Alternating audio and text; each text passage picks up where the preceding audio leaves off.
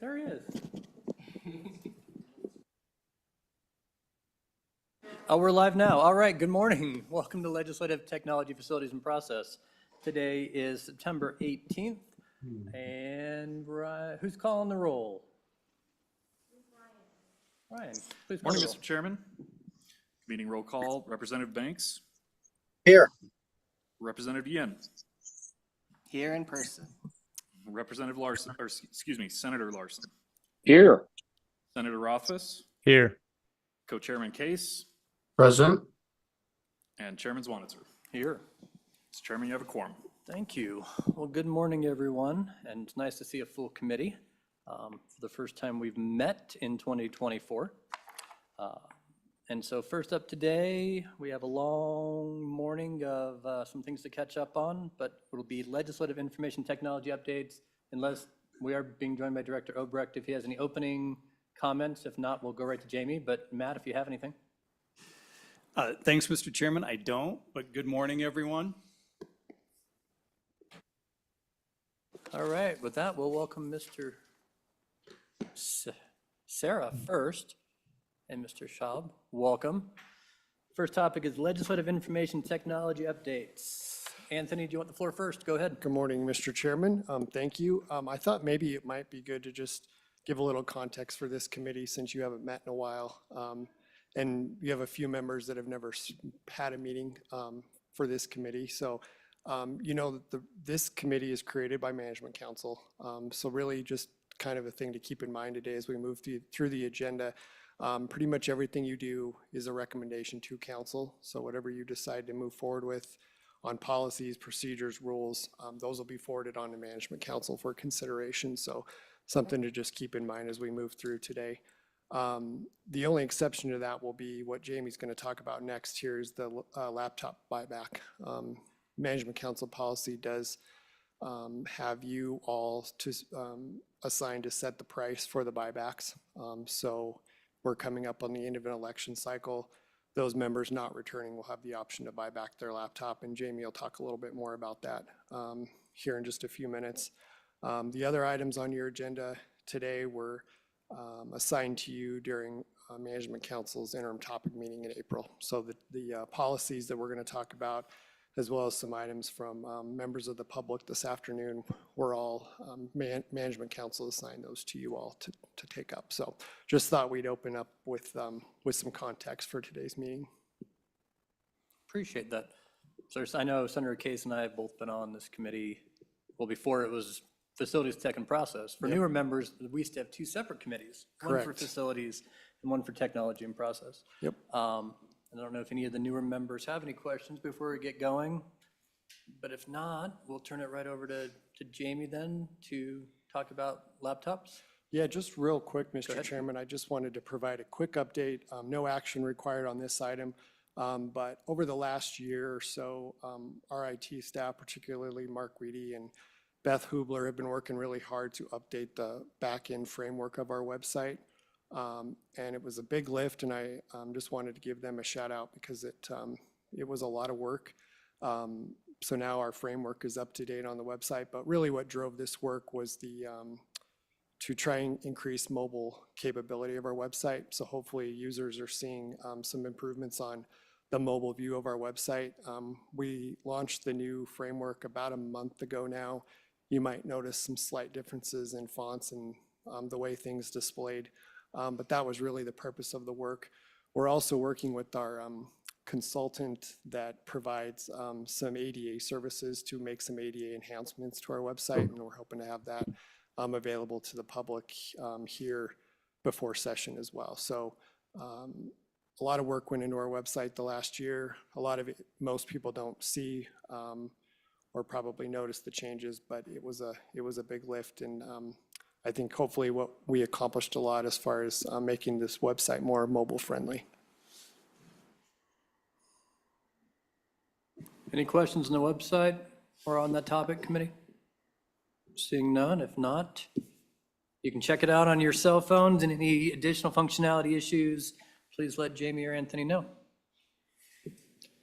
All right, with that, legislative laptops, and maybe if you just give a quick history of the program, what it costs, how often we recycle laptops, what happens to them, and all the basics before we get into it, if you would.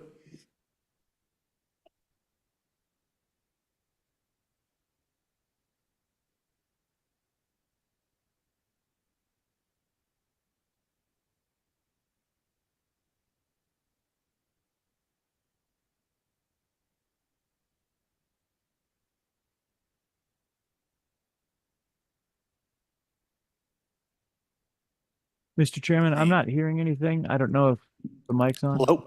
Is that better? That's Is it better? That'll definitely be better. Okay, sorry about that.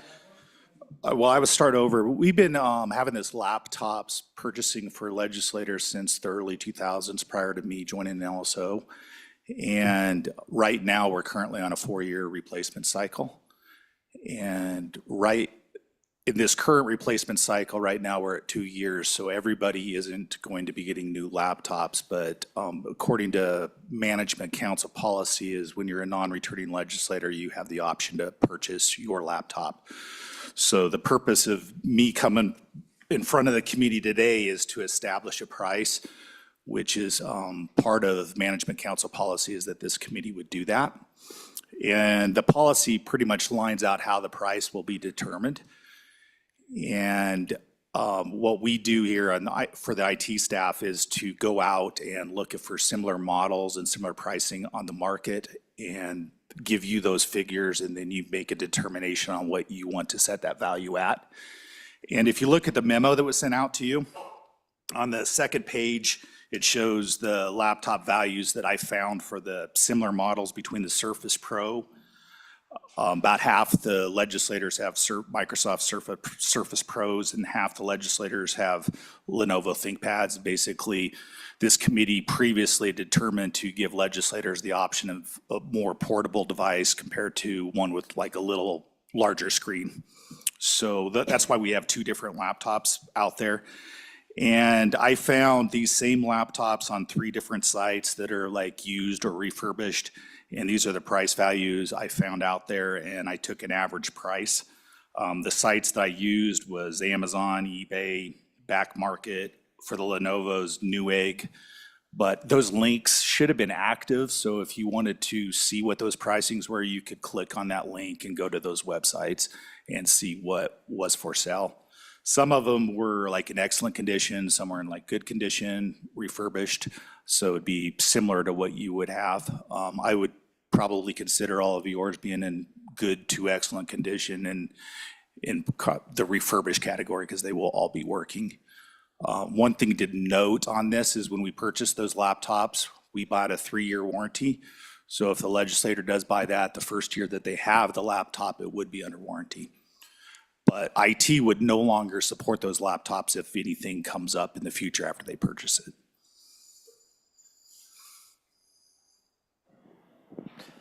And we don't have any way of knowing when a legislator returns their laptop after 2 years.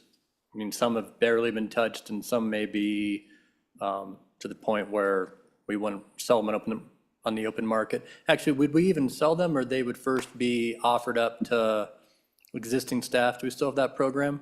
Or do we sell all those laptops on the open market when they come back in? Over the years and Or do we give them to new legislators for 2 years? Mr. Chairman, over the years, what we have done is repurpose them for staff to use. And we have also tried to, the ones that did not purchase them, use them to hand over to the newly elected legislators, which became a lot more challenging with the turnover that is been happening the last few terms with the legislature. So I'm not sure if Matt or Anthony would want to talk more about our plans in the future on that. If you have thoughts, you're welcome to. Go ahead, Mr. Anthony. Chairman, the only other thing I would add is that, you know, the other issue that we run into is, and Jamie kind of alluded to this, is they come back in such varying, So some are, you know, gently used and they work really well and they look brand new, and then others not so much. So we've been looking at potentially purchasing just, a handful of new laptops for the incoming members, because frankly, they probably, deserve a new product when they come into the legislature. So that's something that we have been considering, as well as repurposing them as well. We have no idea of how many folks are going to want to buy their laptop back. Once we get this price set today, then we'll send out a survey to those folks not returning and find out where we're at, and then move forward from there. Okay. Additional questions from the committee? Check with Mr. public. Chairman? Yep, Senator Case, go ahead. Thank you, Mr. Chairman. Could we just say what the kind of the recommended or the current averages in the market are? So our online people that don't necessarily have access to the memo can know that and kind of cover those prices orally. Yeah, certainly can. I know if people are watching online, they could go to the legislative website, and I think the initial market values are there. But Jamie, if you just review quickly the two products we offer and generally what the market is currently saying when in regards to numbers. Sure, Mr. Chairman. Thank you for that question, Senator Case. If you look at the memo there at the top for the Surface Pro 8, the original purchase price was $1,631. And the original, I'll just actually cover that first. So the original price was $1,600 roughly, and the average price for a buyback would be $720. So that has depreciated a little bit more than 50% in 2 years. And for the Lenovo, the original purchase price was $1,424, and that one depreciated more, and the average price is $564. Okay.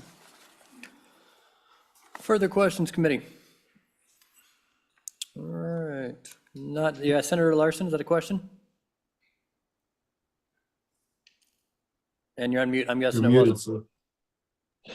No, Mr. Chairman, no, I did not have a question. I'm sorry. Oh, no My problem. hand must have came up for some reason. Mr. Chairman, Senator Case.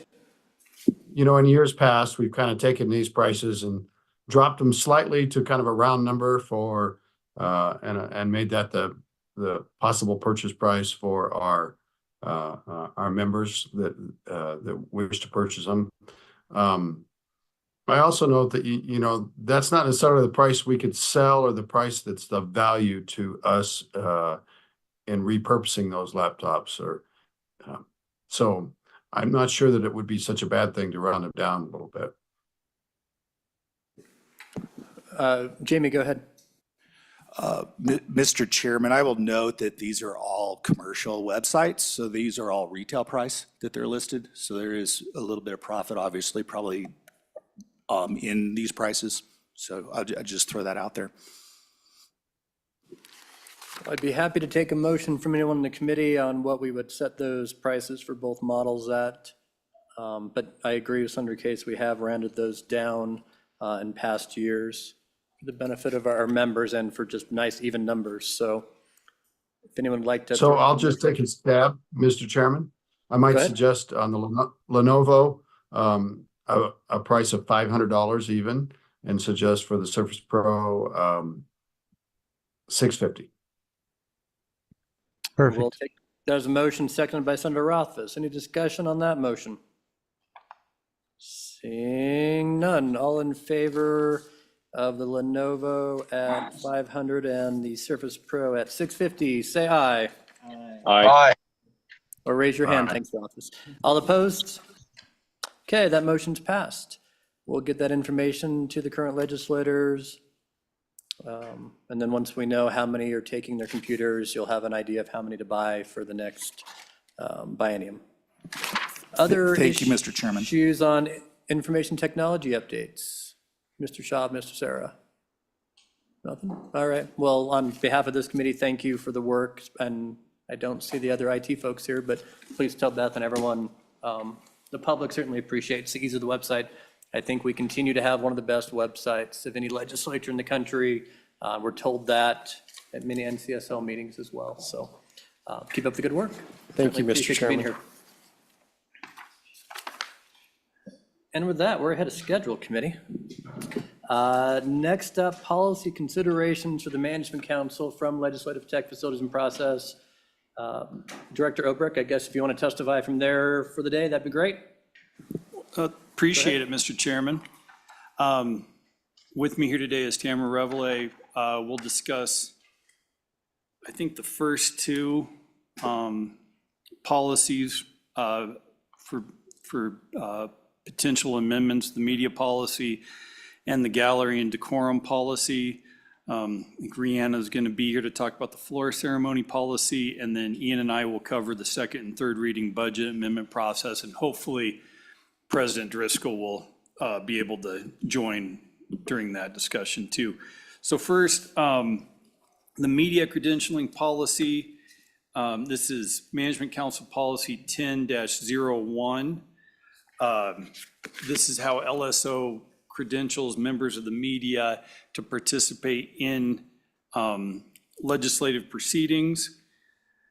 The main change that is being proposed by, well, two changes.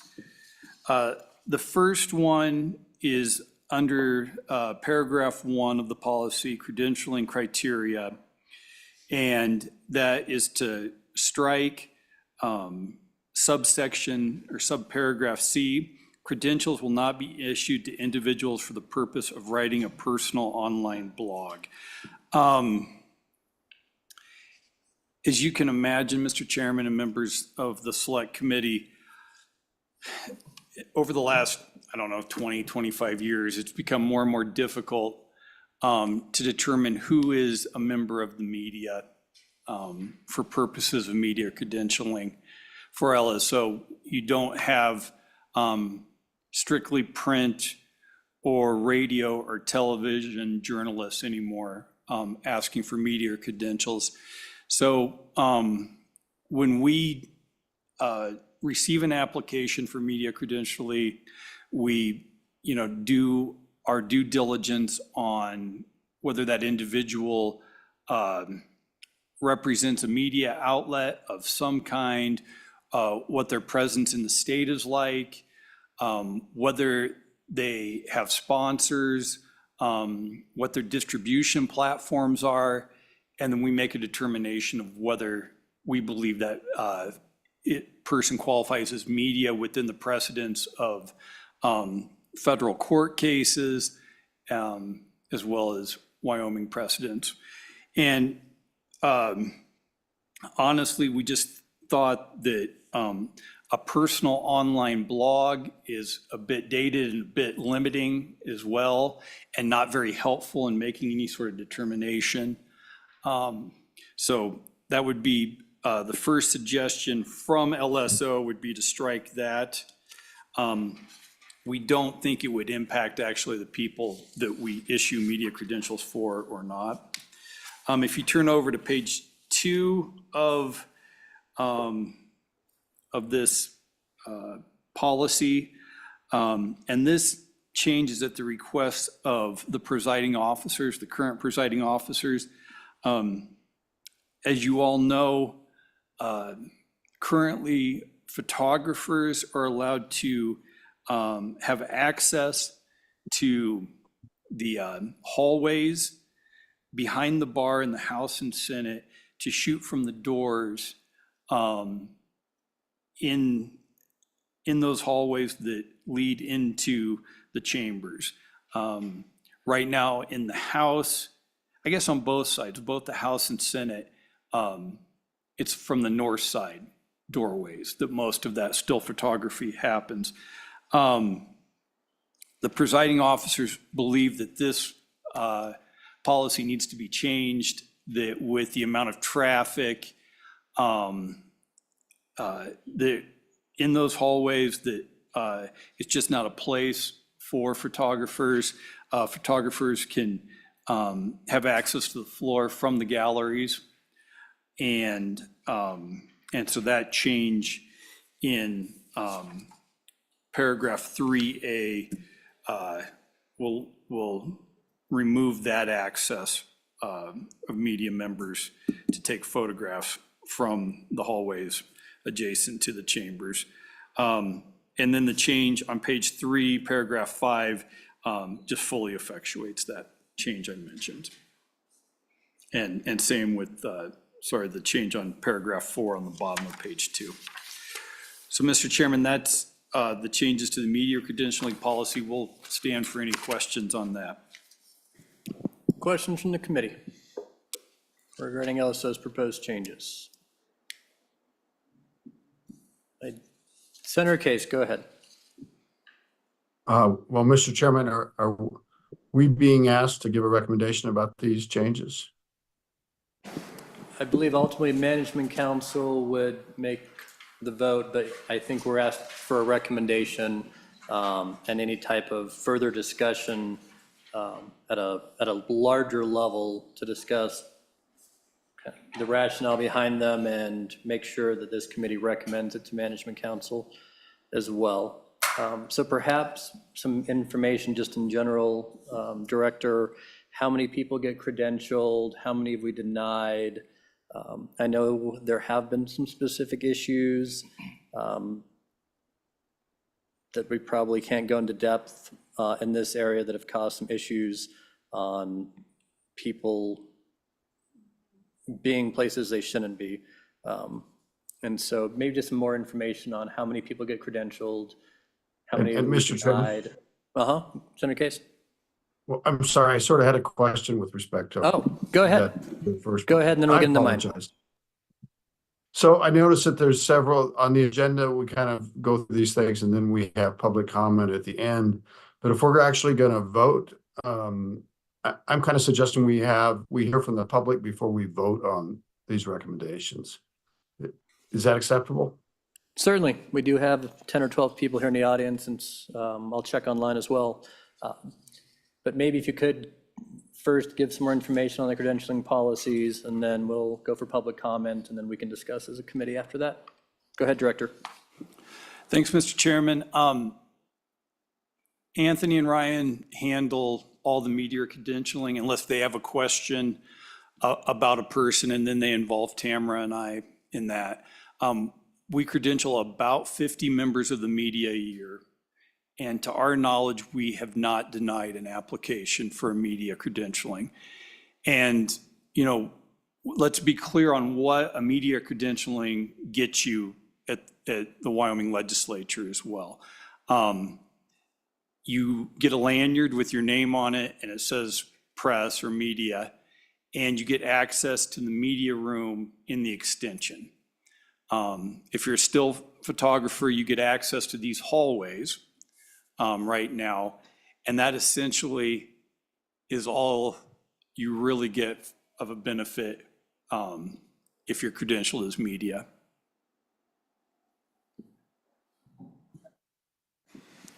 Discussions on this policy. I know we have both of our chief clerks here as well, and anyone in the audience wishes to testify, now would be a great time to come forward. I don't see anyone online in the waiting room. I don't know if we had anybody sign up to talk on this topic either.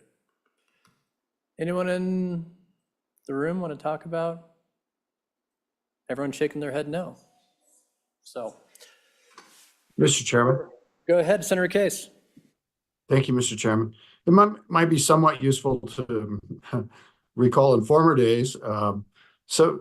There was a time, and it doesn't seem like it was that long ago, that the media were actually permitted to sit on the floor of both chambers, specifically at that large table that's in the to the right, the speaker's right or the president's right, and that that policy sort of went out the window. But the credentials were kind of important things, and they were given access to the hallways into the floor and things like that. That was a big deal in those days because we didn't have the online ability to monitor or to go back and review. But so I'm just pointing that out. Certainly with the advent of video cameras, I mean, we had audio for 20 years, but now with the video capturing everything people say at the microphones. I think that's somewhat the reason this policy came forward as well, is you don't need that, the same access, because it is much more transparent than the table at the front of the room, where certain, I know newspapers sat, and we had the issue maybe 6 years ago with the rise of social media and online blogging on, who got full credentials and what credentialing meant and at what level of access those people got. And as we evolved, we're much more transparent, and everything is recorded for all time now. So perhaps the age of still photography is getting behind us. But any comments on that, Tamara or Matt? Mr. Chairman, yeah, I think those are really good points, that with video, with our library of meetings and floor sessions on the internet now, a lot of media members, are completely remote. They don't even come to Cheyenne for the session. But that being said, I don't want to say that our media credentialing is without merit either. One thing that just came to mind was during COVID and the 2021 session, certain members of the media who were credentialed got early access to the COVID-19 vaccines so that they could cover the legislature safely. And, who knows if something like that happens again, I don't know. I will say, just from my perspective, determining media credentialing is, not something I really enjoy doing. It's an area, where there's all sorts of First Amendment rights associated with it. And I do want to say that these changes aren't in response to any individual or anyone who has been credentialed or has applied for credentialing. It is simply time to relook at these policies and propose these changes. All right, more discussion, welcome discussion, public comment. Mr. Garrett, floor is yours. Thank you, Mr. Chairman. My name is Richard Garrett. I live here in Cheyenne. Speaking on behalf of myself, I guess a couple of questions. One is, if credentials are issued, can credentials be revoked? And if they can be, what are those circumstances? The other is simply an observation that some in this last session and perhaps prior used their credentialing to dishonor the process and individuals that were involved in the process in a respectful way. Perhaps that goes to decorum more than to credentialing. I appreciate the remarks, the respect for the First Amendment, but people have private rights too. And without being specific, I think many of us know some of the things to which I'm referring. It was really disappointing to see this last session, some of the things that were being done by people that were credentialed. So thank you, Mr. Chairman. Thank you. Any questions, Mr. Garrett? We'll try to get an answer to your questions here in just a second. But while I have him, questions? Seeing none. Thank you very much. Any other public comment? Do you guys change your mind after not seeing any yet? Mr. Obrecht or Ms. Rivale, do we know, have we had to revoke credentials from the press in the past decade? And do you remember circumstances surrounding that? Go ahead. Mr. Chairman, we have not had to revoke any privileges. We have had at least one instance I can call to mind where someone's media credentials were questioned, whether they qualified as media within that policy. And so I made that determination that these individuals actually were media and were properly credentialed. And I think to Mr. Garrett's point is, if a member of the media was acting in such a way as to disrupt the proceedings or to make individuals reasonably fear for their safety, there are mechanisms in which we can handle that under House and Senate rules and under Management Council policy. And we do so, and they'd be treated just like any other member or any other person who participates in the legislative process. Okay. Other comments on the proposed rules? Again, this is just a recommendation, so I think our goal is really to discuss the rationale and make sure we feel comfortable with this recommendation to Management Council. So I'm looking for any other comment from members of the committee. Senator Rothfuss.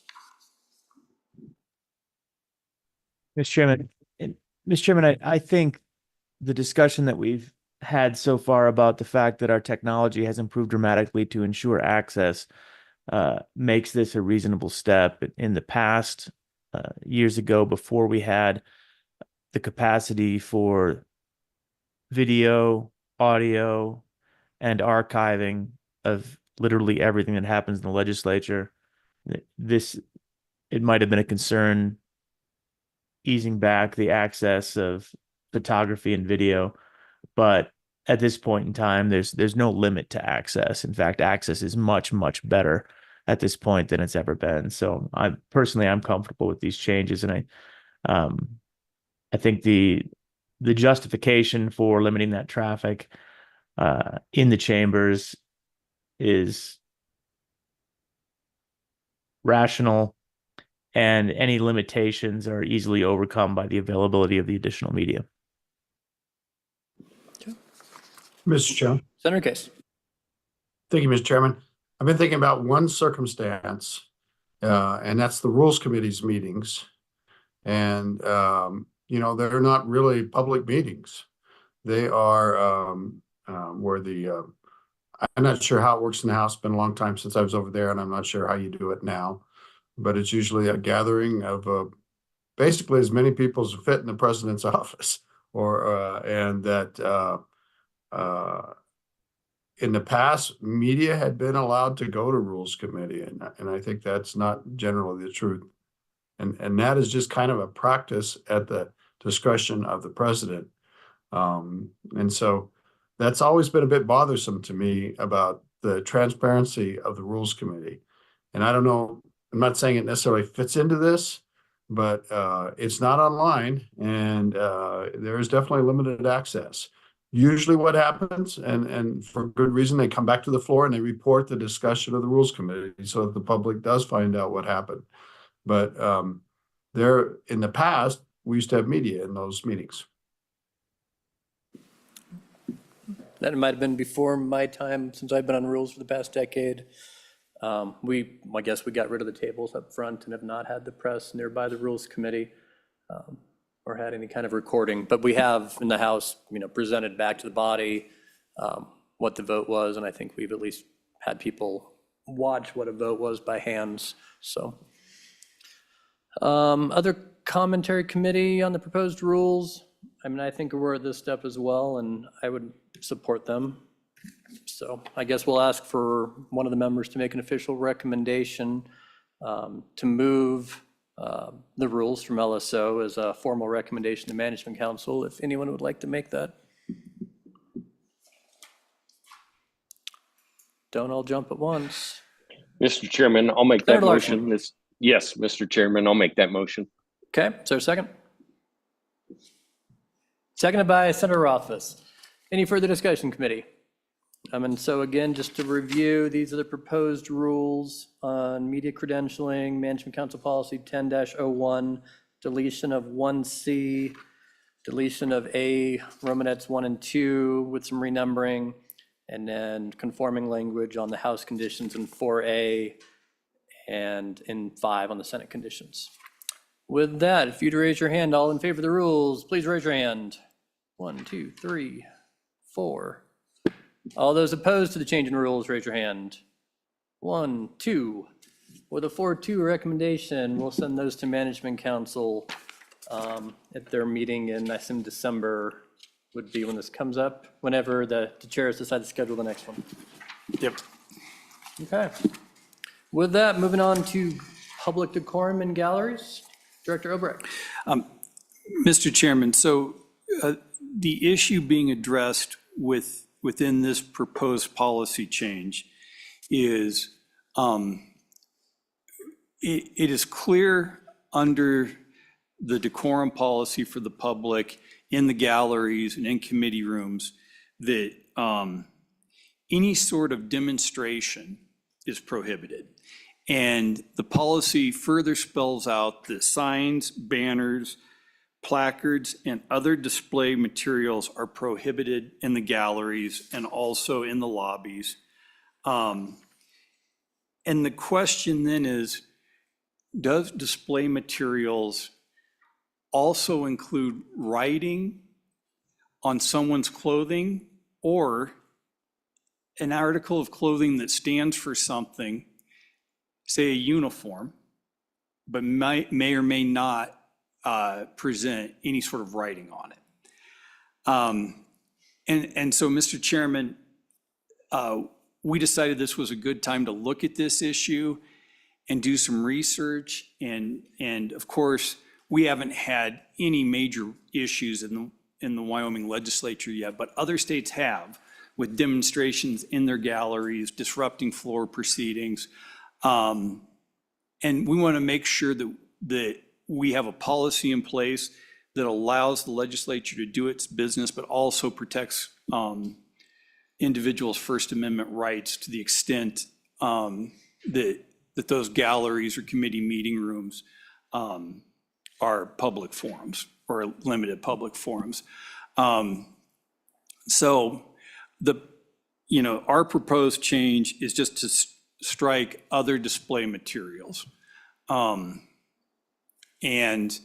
After we've looked at the court cases, and Tamara can certainly talk about this more than I can, I believe that if we continue to try to regulate what people wear, at least if it's not offensive and it's not disruptive, we're heading for potential court challenges that we're on questionable legal footing. So, Mr. Chairman, this is all really a gray area, not only legally, but also in the way we handle what's a disruption and what's not. And I'd have to say we've always been really very level-headed about the way we've enforced this. And we've sought to make people feel welcome at the Wyoming legislature and respected. And when people are asked to either cover up what they're wearing, it's done in an incredibly respectful and discreet manner. So, Mr. Chairman, I don't think what we've done in the past has been in any way disrespectful or limited participation. But I think with evolving legal precedents and evolving issues in other states, we may be heading for trouble. So that's what these proposed changes are trying to prevent. So we certainly have lots of groups who come to an event, either a demonstration outside or they all wear their matching T-shirts for any variety of nonprofit causes and sometimes political causes. Would the line be drawn if there was offensive speech? I mean, vulgar, what we'd call curse words on T-shirts, or would that be allowed now under this rule? Is there still a line somewhere, I guess, is my question, on what would be decency versus what would be vulgarity? And is that still up to the chief clerk or the sergeant of arms or you as the director to make that call if some group wore what some people would consider offensive speech? Yeah, Mr. Chairman, that's a great question. And here is how I would foresee the situation happening, is if someone came in wearing an article of clothing with a vulgar message on it, offensive and obscene, the sergeant at arms would be notified. The sergeant of arms would then talk to the chief clerk, who would talk to the presiding officer about what they wanted to do. They would ask either, myself or Tamara or Ian how to handle the situation. And then ultimately it would be up to the presiding officer to make the determination of what they wanted to do. But under the policy, I think it is broad enough that if someone is wearing an article of clothing with offensive, obscene, or vulgar message on it, then they're disrupting the proceedings on the floor. That it would be completely reasonable for the presiding officer to make that determination and ask that individual to cover or remove that article of clothing or to leave the gallery. Senator Larson, do you have a question? Accidentally, go ahead. I think I accidentally put my hand up again. Sorry about that. No, I agree. I think the presiding officer should be able to make that call, and if it's disrupting our session, then it could be handled. So, thanks. And would there be any concern on consistency? The presiding officer, one chamber says, that offensive speech is allowed, and the other presiding officer says, we're not going to allow that. I mean, is that the appropriate place to leave it up to the leadership of each individual chamber instead of a policy that governs the Capitol? And I guess to move it further on, if they're in the galleries versus if they're in the lobbies and we have people walking past a group wearing similar t-shirts, whose call is that then? Is that still the presiding officer? But then you get to the rotunda. And so I'm trying to think consistency across the board. How do we ensure that we have a consistent policy that affects the Capitol? Or is it really to each presiding officer's discretion? Mr. Chairman, so under the Constitution and Title 28 statute, the control of the House, Senate, and Chamber and halls of the legislature split during session between whether the Speaker or the President has control of them. So I think anything that's used for the legislative purpose during the session falls under the control of the President or the Speaker. Now, there may be some gray areas that fall squarely under Management Council policy.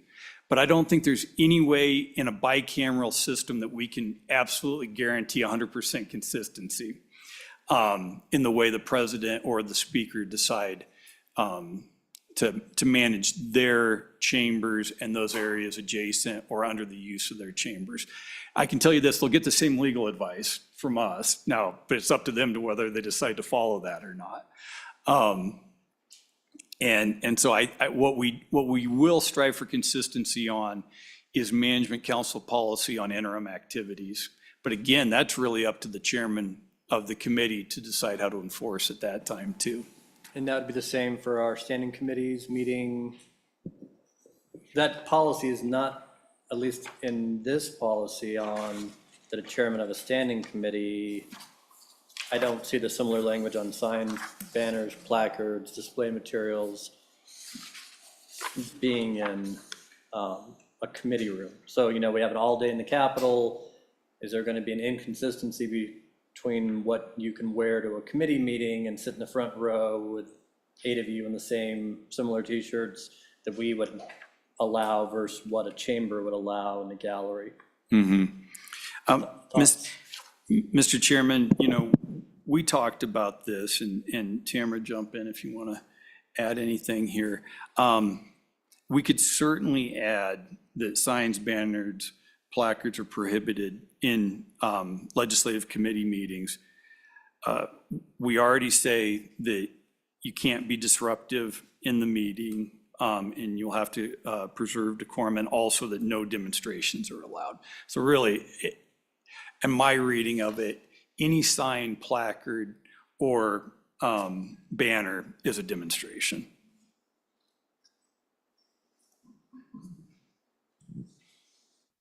Questions on that committee? Go ahead. And Mr. Chairman, I might just repeat for background that we really haven't had issues with vulgar or threatening type of wear.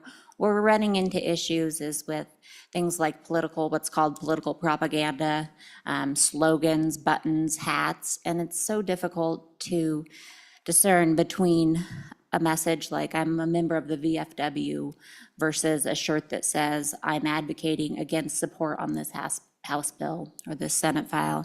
And so that's really where we've run into struggle before. We have not had issues, although there certainly have been in other states some messages that contain vulgar messages. And in those states, you know, the First Amendment has protected those individuals' right to wear vulgar expressive materials. But that has not been an issue in Wyoming. And maybe, Mr. Chairman, you know, the issue I've struggled with the most here is this example, is we remove or ask someone to cover a shirt that has a political message either in support or against a particular bill. But then the next bill involves law enforcement retirement benefits, and the chambers are full of sheriffs and police officers and highway patrolmen in uniform. What do we do in that circumstance for regulating what people wear in the chambers? Because they're certainly their uniform is in effect signaling a message to the members about how they feel on this particular piece of legislation. And so I mean, I understand the difficulties, and so the question is enforcement and I guess uniformity, because my fear is a chairman for one committee would say, oh yeah, that's certainly fine in this room. We all can say, let's go Brandon. And another chairman might find that completely offensive depending on the person. And so, sorry to make you giggle there. And so I'm just trying to make sure we have a uniform policy that affects committees, both chambers, and the rest of the use of the building during legislature. If you feel that demonstrations in the committee meetings covers the same language in the galleries, I'm comfortable with that. Let's go to public comment unless there's any other immediate questions from the committee. Not seeing any. Public comment on these proposed changes. Again, we'll look to the chief clerks who are both here, because the sergeant of arms would come to you and say, what do you want to do? And the question would be, would you run right to the presiding officer, or do you make the determination? And there I have a sergeant of arms as well, if you want to come forward. Come on down. We're a friendly bunch. Bring the chief clerk with you. Safety in numbers at the front table. Welcome. Welcome, Senate Chief Clerk. Go ahead, whatever works. Sir. Good morning, Mr. Chairman and members of the committee. Wasn't prepared to do this today, but we'll see give the best I can do. The question, sir? Just any, I guess, general comments. Do you feel comfortable? Have you read the policy and feel that you would be able to determine what is appropriate versus inappropriate when it came to what people were wearing? And I guess the question is, have you had this in the Senate chambers where you believe somebody had a political message on a button or a pin or a sign versus what they were wearing? I guess any kind of anecdotes you would provide the committee would be helpful. Yeah, thank you, Mr. Chairman.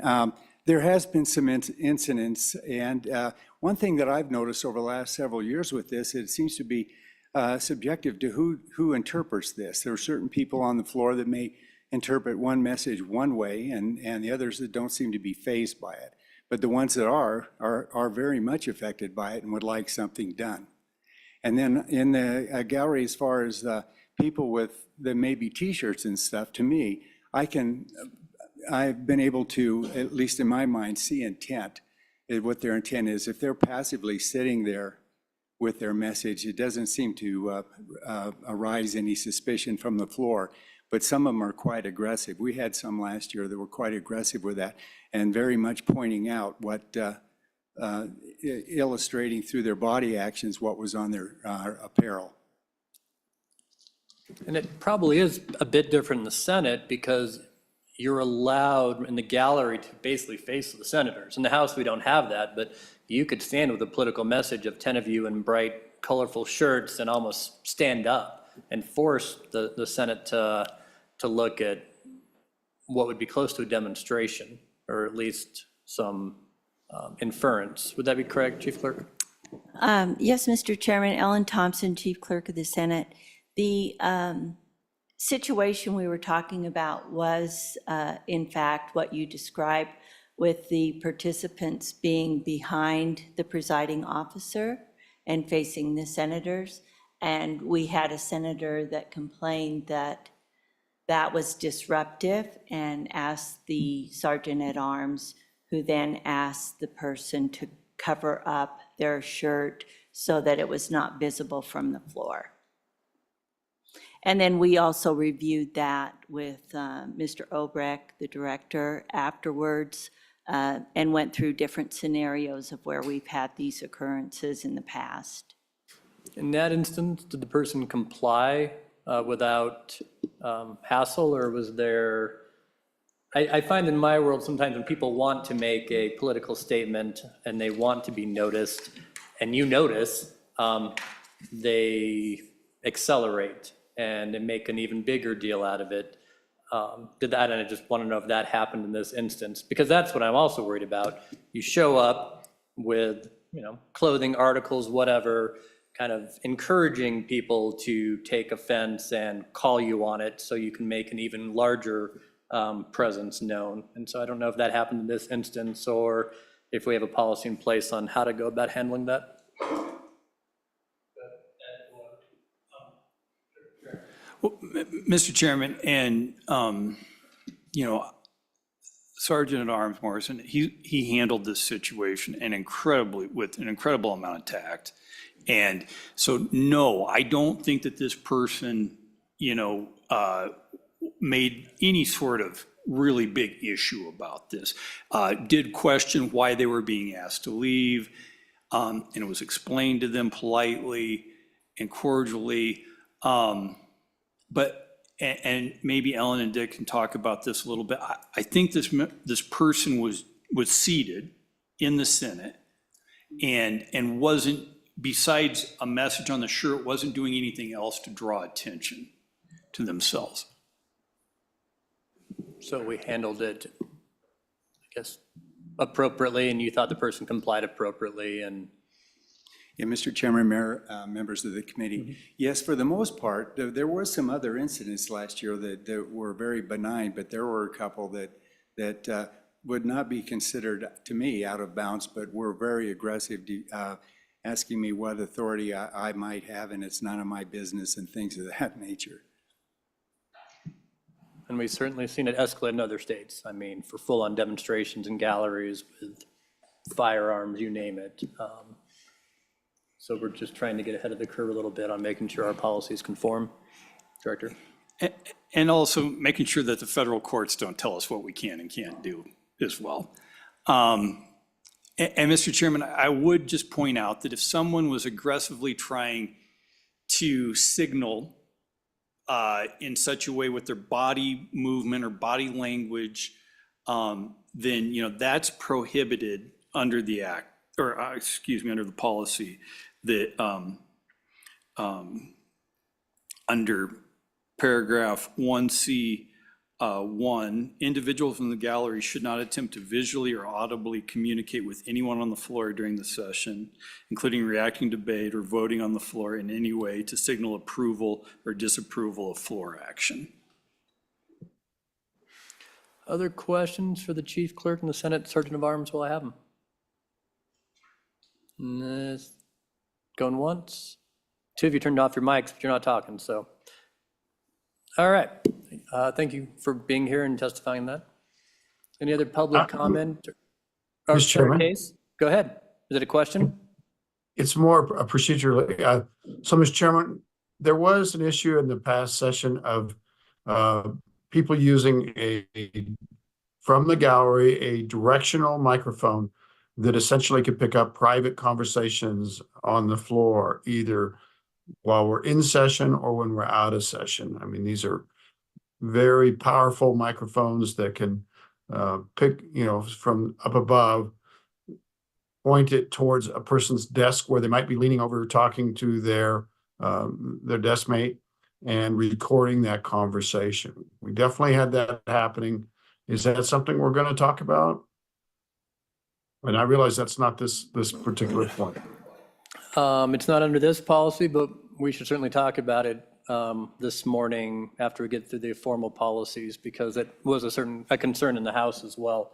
Okay. On what LSO. Thank you, has Mr. done. Chairman. Yep. Any other comments from the public on this policy? AARP, welcome. Don't they wear those red shirts? That's actually what I was going to talk about. Thank you, Mr. Chairman. Tom Laycock, AARP Wyoming. The only question I had was just to ask that as you're putting this policy together, you don't make it so restrictive so that when we do have volunteer or lobby days, someone, a group that comes in a red shirt or comes in a red vest, or, any of several other organizations that do the same thing are sort of allowed to. That's all. They haven't been too rowdy, the AARP folks up there. No, there's a lot of nonprofit groups that come in with what we would call political, I not want to call it propaganda, but certainly expressing their viewpoint on issues to push a policy for or against. And we do need to treat everyone equally. And so I think it's important. That's why we have a consistent policy, as long as it's not vulgarity, to ensure that people have their First Amendment rights. So, and we appreciate AARP coming in and filling the galleries on those day or two. Other public comment? Seeing none. Any other committee comment before I ask for a motion? I guess I'll go ahead and send Representative Yin. Comment or motion? No, Mr. Chairman, I'll move the recommended changes from staff. Okay. Is there a second? I'll second. Seconded by Senator Case. With that, any further discussion? All those in favor of the change to Management Council, recommendation to Management Council to change Management Council Policy 12-4, 1D and 2D, please raise your hand. 1, 2. And we'll excuse Senator Rothfuss from that vote. So that carries 5-0 on policy 12-4. We're still ahead of the curve, so not quite break time. Let's get through another one. Management Council Policy 8-1, floor ceremonies. Director Obrecht. Mr. Chairman, would it be appropriate to answer co-chairman cases? Committee. As right long as we now? get to it this morning, if you want to go into that discussion before floor ceremony, certainly Yeah, let's have that now. maybe let's have the discussion now. As Mr. Chairman, what I would say to that is, yes, the question reached LSO whether some type of microphone was being used from the galleries that could pick up private conversations on the floor. I guess generally, let me say that under my reading of our current policies, if that had been happening, the presiding officers through the sergeant at arms have the authority to prohibit that behavior already. That's a disruption of the proceedings on the floor, where a private conversation between members or between staff and members that occurs on the floor, if someone has a device from the galleries that can pick that up, that is completely within the presiding officer's authority to restrict those sort of devices. I am absolutely no, audio expert at all. But I talked to some people who I think are, about this. We talked to LSO IT staff, governor's office IT staff, ETS, and they do not believe that the microphones in question were actually that sensitive or directional to be able to pick up conversations on the floor. But if that happens, and if we make a determination that is occurring, we feel like we've got broad enough authority under current policies and inherent authority of the presiding officers to stop that conduct. And as well, sticking a microphone over the glass would be prohibited. That happened several times in the House chamber where you could look up and people were trying to put a microphone. That's already prohibited right now. That is prohibited, and when the doorman or sergeant of arms notice that, those individuals are directed to stop that conduct immediately, and if it continues, they would be asked to leave the gallery. Ms. Rawlik, go ahead. Mr. Chairman, I might just add too, we looked at this from the perspective of whether an individual were violating legislators' confidentiality. And legislators have a lot of authority under the speech and debate clause to debate policies and get all the information about policy and do so in a confidential matter so they can make informed decisions. And so if we had the use of serendipitous equipment to violate legislators' confidentiality, we felt that we would have authority and the presiding officers would have authority to take action as well. Senator Case, anything further on that? I know it was a concern, and I certainly heard it in the House chambers, but double checking if that answered your question. I think that was excellent. I appreciate it. And, you know, I think our presiding officer at the time was unsure if what he could do in that situation. So I'm glad we've cleared it up. And I very much appreciate the thought on it.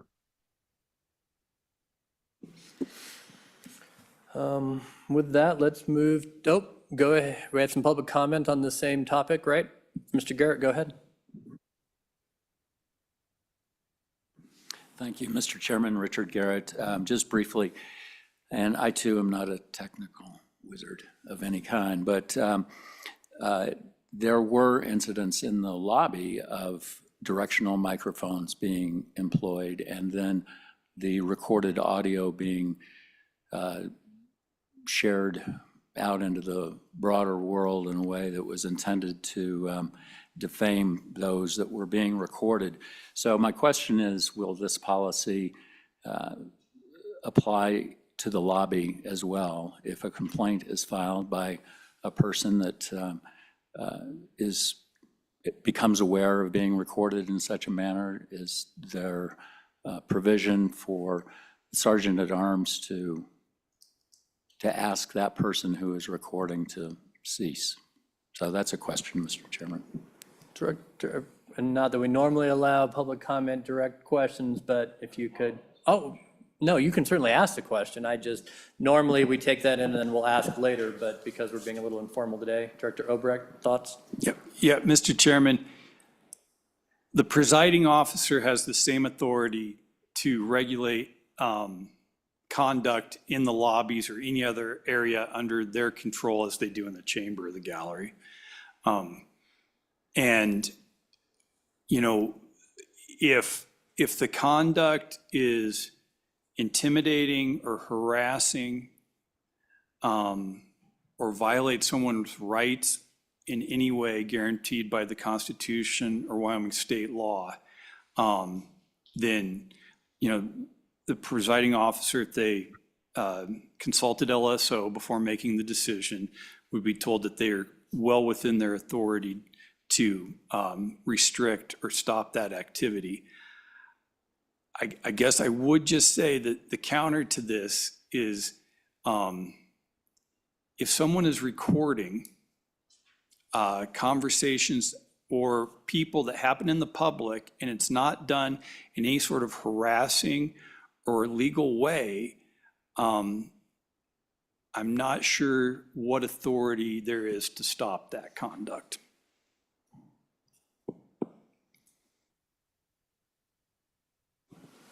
I think that's fair. And Mr. Chairman? Go ahead, Senator Case. Well, I'm trying to recall, I recall that under Wyoming law, if two people are having a conversation, I think we allow it to be, that it's legal for one person to record the conversation without the other person's knowledge. Is that true? That's the way I remember that law. Director Obrecht, or we're one-party recording state, I think? Mr. Chairman, that's my memory from law school as well. And so what we're talking about here may be a little different. It's where the person may not actually be part of the conversation. They're recording somebody else's conversation.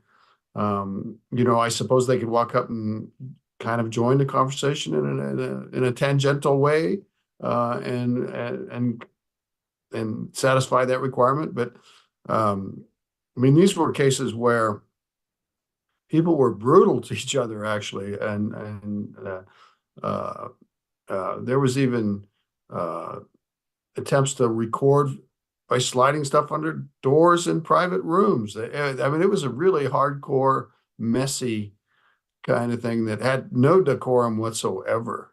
And I just wish we had a better handle on that.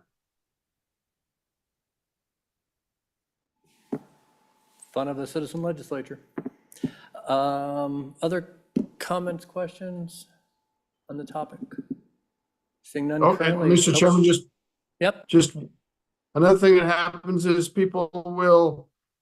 they're asked to leave a room, or they'll step outside and they'll leave their phone recording the conversation behind. There's nasty, nasty stuff that happens. We've caught some of them. I'm just not sure if there's a policy that I think it's very distasteful. I prefer that we didn't allow recording it at all. But I don't know where we go with this.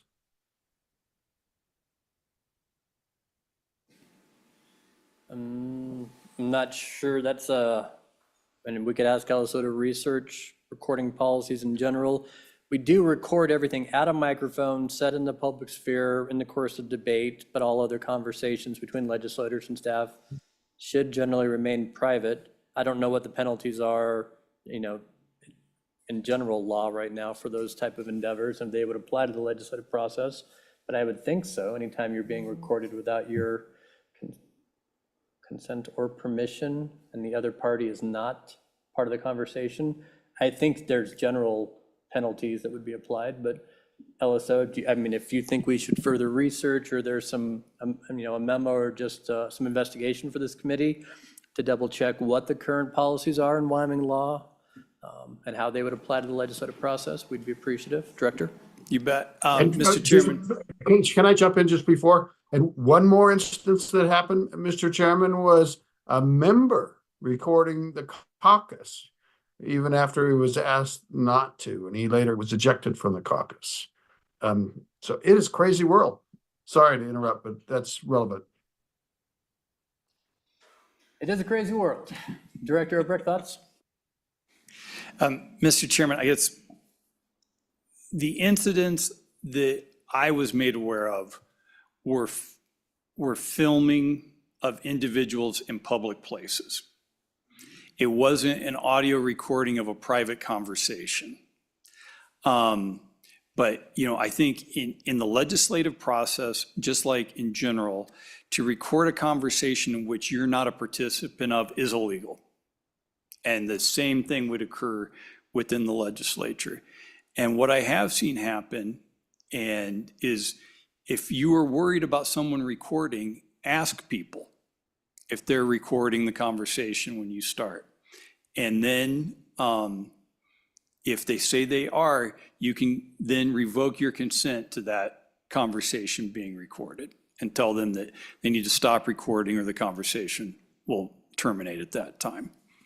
Mr. Chairman, I think if this activity of people serendipitously trying to record conversations or audio in a private meeting or private conversations, if that came to light, I do believe under current law and policies, the presiding officers have all the tools they would need to stop that.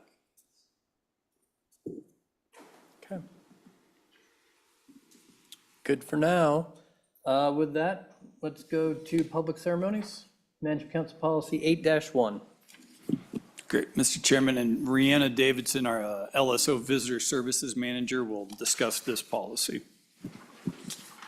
Welcome, Ms. Davidson. Floor is yours when you're comfortable. Good morning, Mr. Chairman, members of the committee. It's nice to see you today and in person and virtually. So today we just basically are cleaning up the policy of some outdated language. The main changes that you will find in the policy are on page 2, section 2, the approval of ceremonies. And what we've done is we've suggested removing the language of the approval of ceremonies 2 months out and 1 month out, and kind of just insert it on a case-by-case scenario. Generally speaking, most of the groups that come to the legislature are not following that 2-month window, given just the nature of the calendar being approved and life happening. So we've eliminated that specific deadline under section 2. And then the only other change that we've highlighted is just cleaning up the specific person who oversees the floor ceremonies and just leaving that as LSO. So with that, I would be happy to entertain any questions on the policy. Questions from the committee on updates to policy 8-1? It seems to make sense to me that 2 months is a long time to get something approved. I'm looking around if anybody has any thoughts, comments, questions. And this is just something LSO caught. It was necessitated by any event or no legislator put in a complaint that they didn't get their public ceremony. How many requests do we get on a yearly basis that are outside of the purview of the president and the speaker that just come from a member saying, I want this group or this person to be recognized? Mr. Chairman, that's a good question. Generally speaking, anywhere from probably 2 to 5 floor ceremony requests that come from a member of the body. Generally speaking, that's a constituent from their district that wants to be recognized, or they have a family member who's in a activity group that they want recognized on the floor. Generally speaking, there's probably about 5 ceremonies that happen almost every year. You guys are familiar with those. And then there's a couple new ones that come. So generally speaking, there's more floor ceremonies during a general session because there's more time. And really it's at the purview of the presiding officer. Some presiding officers love these events. Others find that there's other ways to recognize these people through privilege of the floor. So it really just depends on the tenor and direction of the presiding officers in each chambers. Okay, so every time, there are about 5 or 6 routine ceremonies we have every year, and I know 2 of them that come to mind, we kind of question the back going, why is this group allowed to come in and other groups aren't? But I assume that group makes a request every year of the presiding officers and are allowed their event, and other groups could, if they knew about this, do they have to come from a legislator, I guess is my question, or do they just sometimes outside groups put in a request for a special event or special recognition? Mr. Chairman, members of the committee, they need to come through a legislator to be requested. And you are correct, every floor ceremony has to be approved by the presiding officers in each chamber. Questions, committee? On floor ceremonies, how many get denied? Do you know off the top of your head? Presiding officers say, we don't think that rises to the level of a, complete legislative recognition. Do we keep those kind of numbers? Mr. Chairman, members of the committee, in my recent recollection of the last decade of doing this, very few. Sometimes what happens is one gets approved in one chamber, but not the other, depending workload. All right, seeing no immediate questions from members of the committee, we'll ask for some public comment. All right, Mr. Chairman, Senator Case. I'm sorry, Nice cat. Yeah, this is Miles, and he wouldn't let me hit my mute button or unmute myself. But Mr. Chairman, I think lots of times probably the presiding officer kind of handles this and we wouldn't even know about it. So some people may approach him or a member would go to the presiding officer and say, can we do this? And he or she might deflect it by saying, hey, why don't you just do a privilege of the floor and recognize them from the gallery? Or, it probably happens a lot like that we don't even know about. Agreed. I think it's kind of perfunctory behind the scenes at this point, but we haven't had any kind of disgruntled legislators that brought this. This is just kind of as we're reviewing policies and update. Makes me feel better. Okay. Any public comment from people in the room? Anybody want to host a floor ceremony?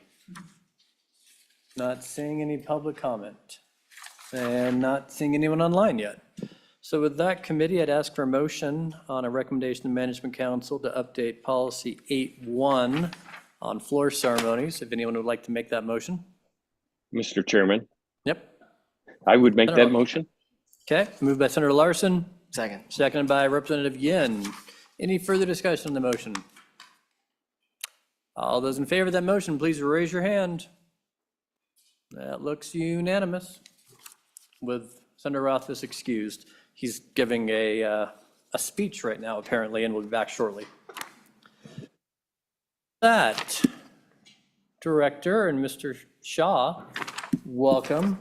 I'm trying to run back to my agenda. Second and third reading budget amendment process. Is that what we're up to, Director?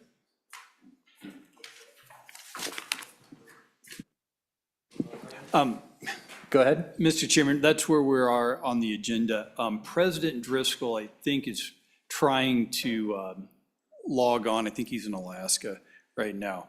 So either Ian and I can handle this, or if you want to wait and see if President Driscoll can get on the line, we could take a break. I'm just happy to be running ahead. So let's take a 10-minute break. Let's say it's a 5-minute break, but that'll go till 10:30. And we will recess until 10:30. See you back then.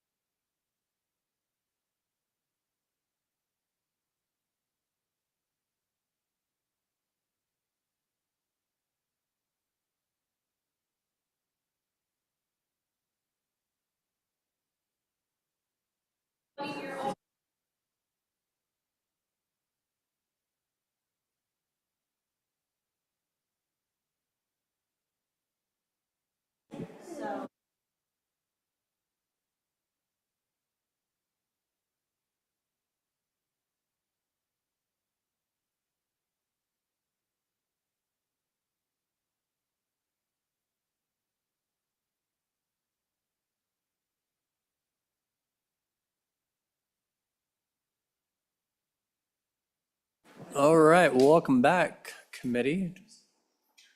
5 minutes, just like I said. Next up will be the second and third reading budget amendment process. Director, do you want to kick us off? I know we are being joined by the President of the Senate, but maybe for introducing the topic, and then we'll jump to him after the topic's been introduced.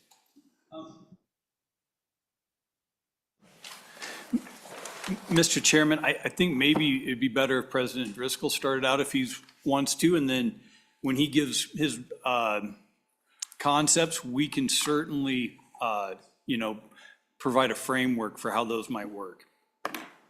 All right, welcome, Senator Driscoll. Floor is yours. Mr. Chairman, committee, thank you very much. Pretty short and sweet, and it is a concept that I hope you folks can flesh out is having participated in a whole lot. Our budget process has really changed through the years. As we do these budget amendments, they tend to get presented with almost no time, and they've got bigger and bigger over time. We literally are dealing with topics and issues that are way beyond the scope of what at least for myself thinks a budget amendment should be, but we've allowed it to happen. And at a bare minimum, I think for the transparency that the legislature's done and for all of us, we owe it to everybody to have a reasonable amount of time that agencies, the public, and even other legislators have a chance to digest. So my personal belief is we ought to have a full day to see those amendments, but at a bare minimum, in conjunction with Director Albrecht, talking at least going back to a couple hours before we gavel in so that everybody actually has a chance to do it and take a look and react to these budget amendments. The way it's been going, part of them, they're holding them back to number them until right before they come. And so it leaves us with very little transparency in making snap decisions. So I'll kind of leave it in the committee's hands to how they go about looking at doing this. But I think it's absolute critical that we have some transparency and some ability for people to see them all the way, like I say, from the agencies to the public to the legislators. Thank you, and I'd stand for questions. Questions, committee. Senator Larson. Mr. Chairman, thank you. I'd have a question for President Driscoll. Would this pertain to our appropriations where they can bring them at the very last minute, even more so than legislators? Mr. Chairman. Go ahead. Senator Larson, no, the way that it was drafted and looked at is they'd still have both committee chairs and the committee themselves that have the ability to bring those. That still gives them the flexibility. But those tend to be the ones brought by the committee chairman, and the committee tend to be more thought out and done. The ones I'm more targeting are these, a lot of times, 30, 40, $50 million cuts or additions that nobody's seen on the floor and nobody understands. Generally, when the committee brings it's either a fix or something of that nature. So no, sir, I think that that should stay, that they can bring them up as needed. Thank you. And so let me double check. There's no draft policy right now. This is more of a request, President Driscoll, for this committee to work on a policy or present something to Management Council, or you're just bringing us a concern. Let me just check how you want to proceed to start with, and then I think we can plot a course of action. What would be your preference? Mr. Chairman, a robust debate amongst your committee and bringing a policy forward that's binding. I guess to me, and I didn't do it and I did my presentation, but last year on the floor of the Senate in one reading, we did $900 million of budget moves, maybe $1 billion. Pretty interesting that you can take 25% of our general fund spending and move it in one day with a simple majority off the floor. And so for me, I think I'd really like for you folks to propose a fairly rigid policy that comes forward, goes through management council and ultimately to the chambers that moves us into full transparency so everybody can see what we're doing. And I think it should be a rigid policy. Thank you. Okay, Director Obrecht, thoughts on a course of action based on that statement? Yep, Mr. Chairman, so I think we have two options for the select committee to consider. The first is a 24-hour notice period when budget bill amendments on second and third reading would be published. We've got some deadlines when they need to get into LSO, and that would ultimately be, if recommended by this committee, an amendment to Joint Rule 14-1M, which is the rule on budget bill amendments, the joint rule right now. That's one avenue to consider, and Ian will walk you through what that would look like. And the other one for consideration is for the Senate, to recommend for the Senate to adopt a corollary rule to House Rule 11-7, which requires all amendments to be into LSO 2 hours before the scheduled start time of the budget bill on second and third reading.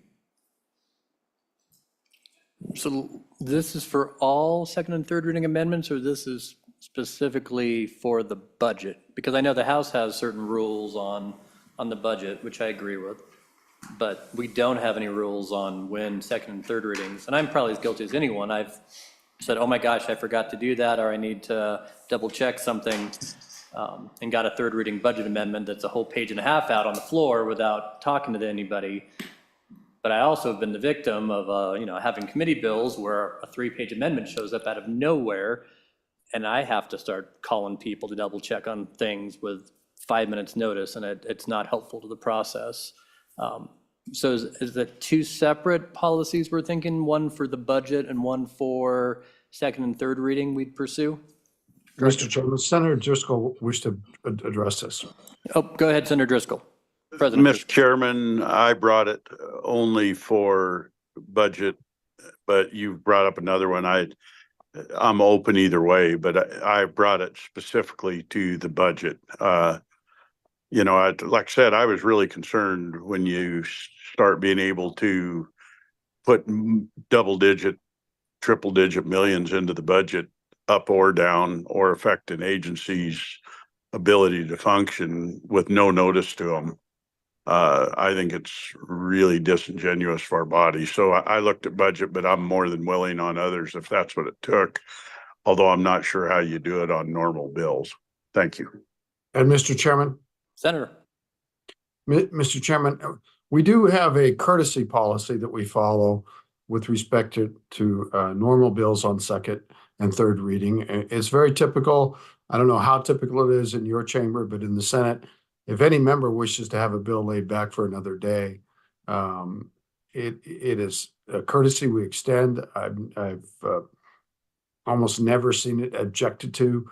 I don't know if you have the same kind of level of leniency in the House, but that does solve the problem of amendments that come in at the last moment that are very extensive and you need some time to gather input on it. So that might be taken care of itself. Obviously, because of the budget timeframe, we don't have the ability to stand up and say, let's lay the budget back for a day. So that one is, that is the urgency and I think the direction that is most important and was the fundamental piece of President Driscoll's concerns. Okay.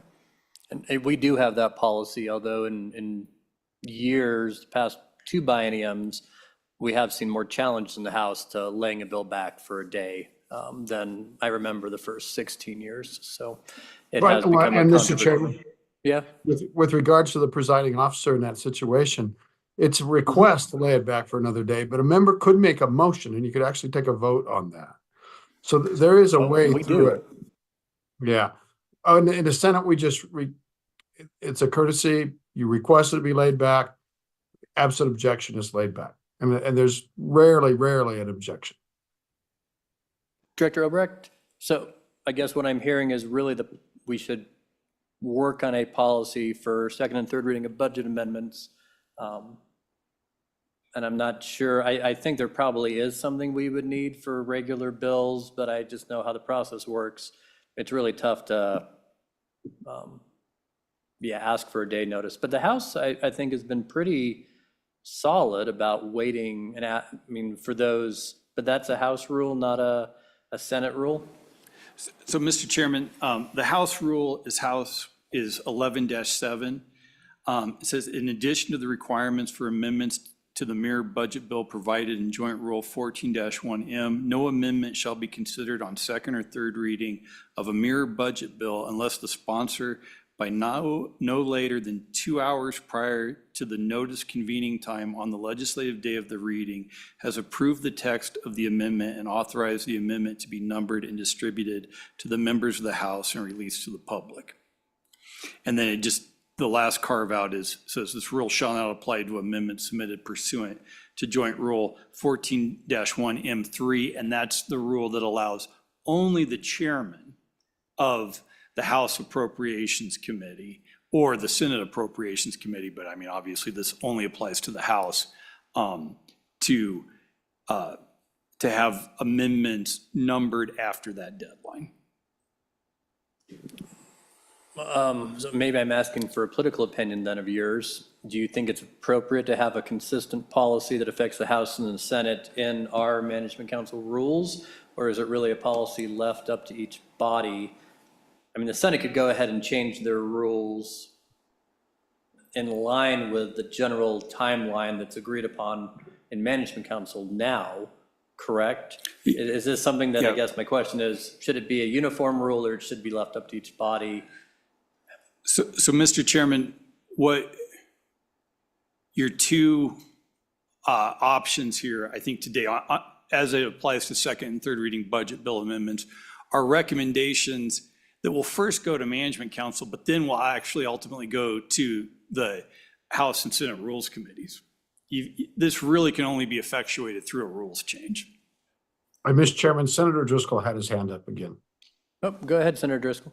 Mr. Chairman, Director Albrecht just explained where we were at, because we knew from last year it has to actually ultimately end up on the floor to be voted, because that was what led to me bringing this to you. Was the Senate on third reading last year, I actually asked for a 12-hour window and they turned it down. And I felt like for transparency, it needed to be enshrined into rules. So yeah, hopefully it goes through the process and gets in there. Okay, and we can certainly work on a motion to draft that for Management Council or even to review at another meeting before Management Council. Mr. Shaw, welcome. Go ahead. Mr. Chairman, thank you. Ian Shaw, Legislative Service Office. I just wanted to make clear one kind of difference between the two different policies for the two different rules we're talking about. The 2-hour rule that exists for the House right now really does provide some extra notice for the public, but it is primarily for the benefit of the office to get those amendments done and to the floor in time. It says LSO, you have 2 hours from before the session starts that day to get those out.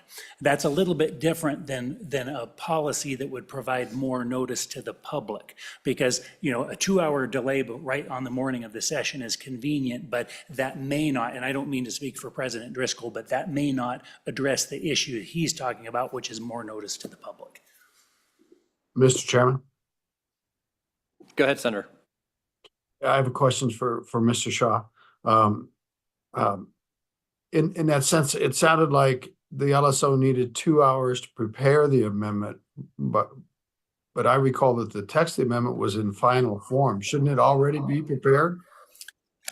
Mr. Shaw. Mr. Chairman, that is true, because you have a deadline 5 o'clock the night before for the request to be done. And that's right, although what ends up happening not infrequently is that you'll get someone in to approve their amendment with some changes. And so you're right, it's not the first time that we'd ever hear of amendment, but sometimes there are changes that need to be done before it's released to the floor. And Mr. Chairman, just to follow up, and I see that my president has his hand up too, but it would be useful in our thinking, I think, if we put the public receiving the amendment as being important and perhaps posted publicly 2 hours in advance might be a sufficient time to notify the public, but I'd kind of like them to almost be upfront instead of being kind of the tail end of this process. Agreed. Senator Driscoll. Mr. Chairman, I concur. I actually, back to the 5 o'clock, is we're all used to operating under set rules, and I'm one of the ones that believes on budget amendments, particularly if they're meaty, that there's no reason that they can't have them in at 5 o'clock to the office. And we did it this year for the first time in the Senate on the second reading amendment.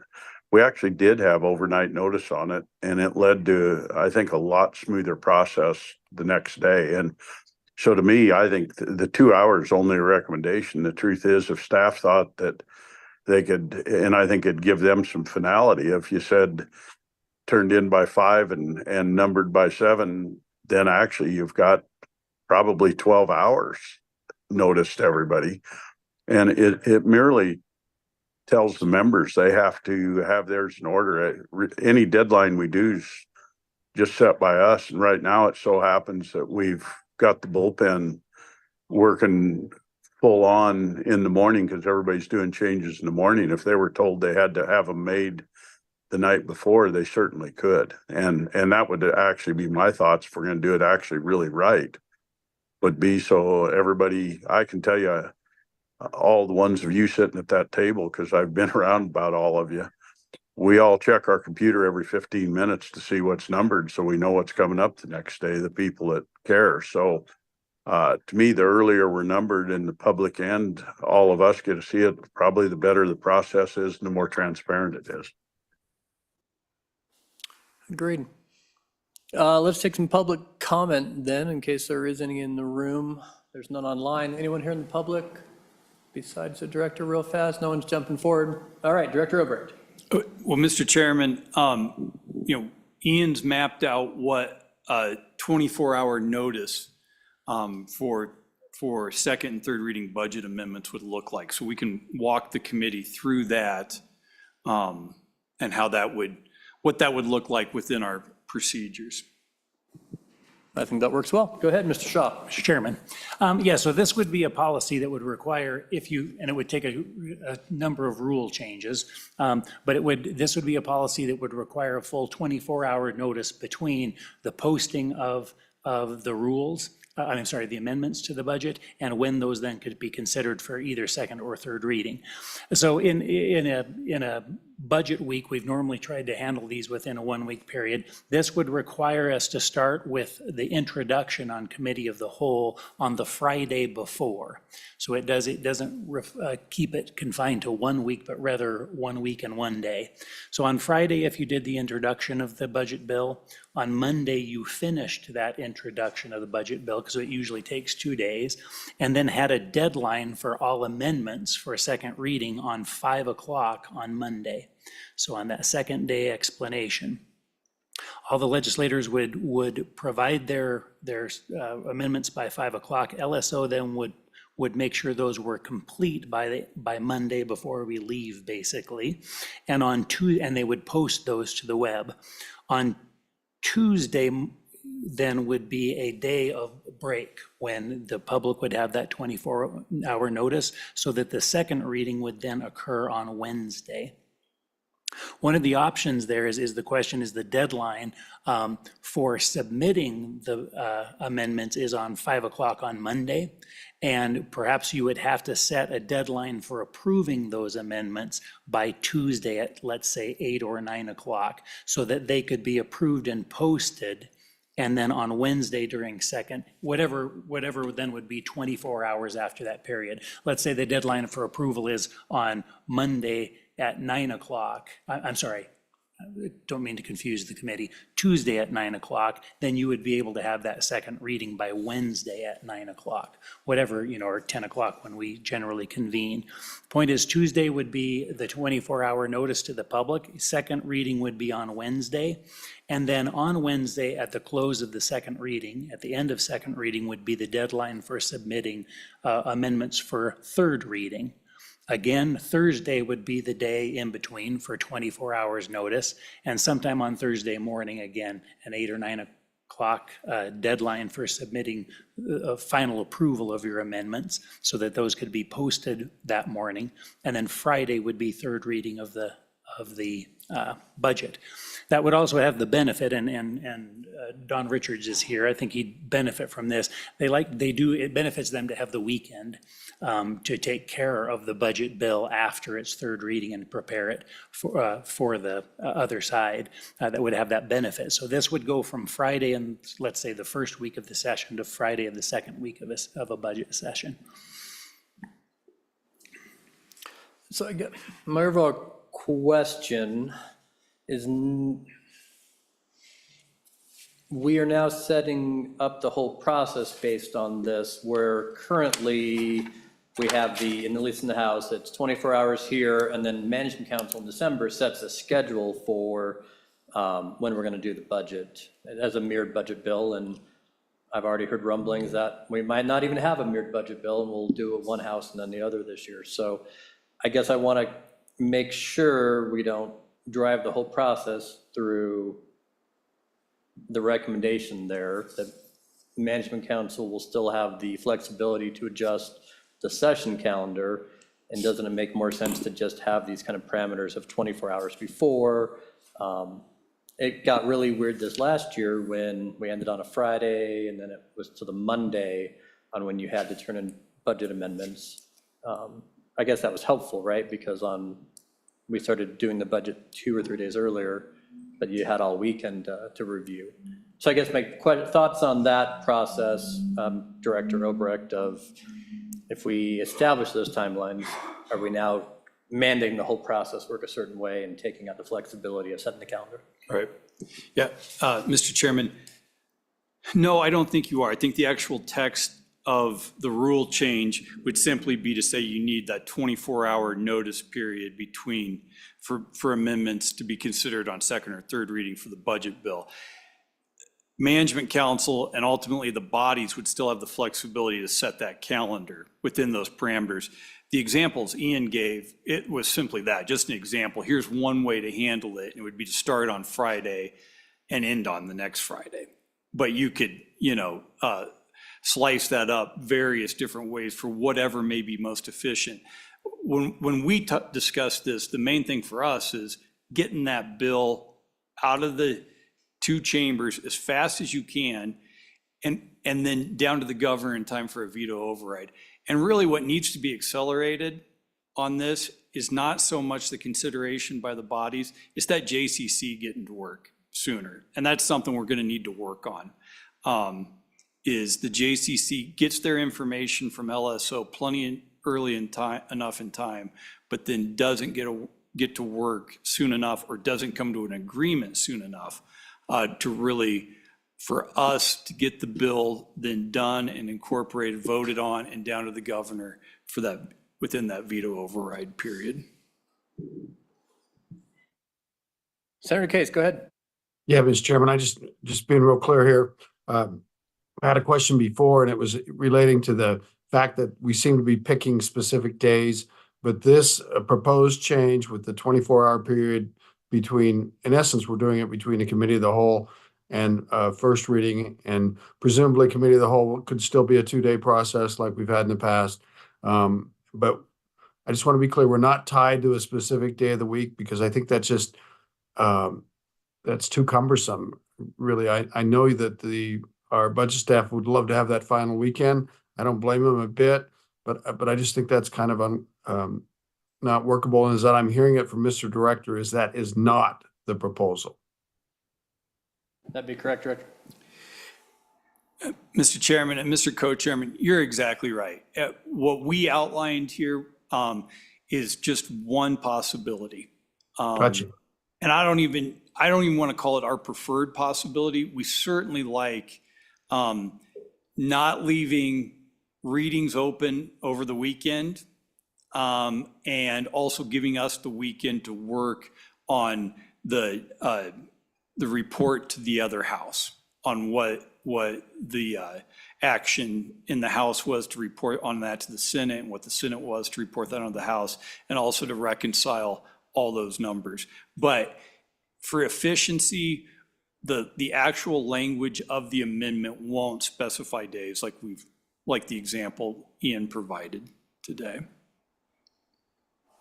Okay, Senator Case, go ahead. Mr. Chairman, so is it possible that we could give us some wiggle room in the language and say at least 24 hours?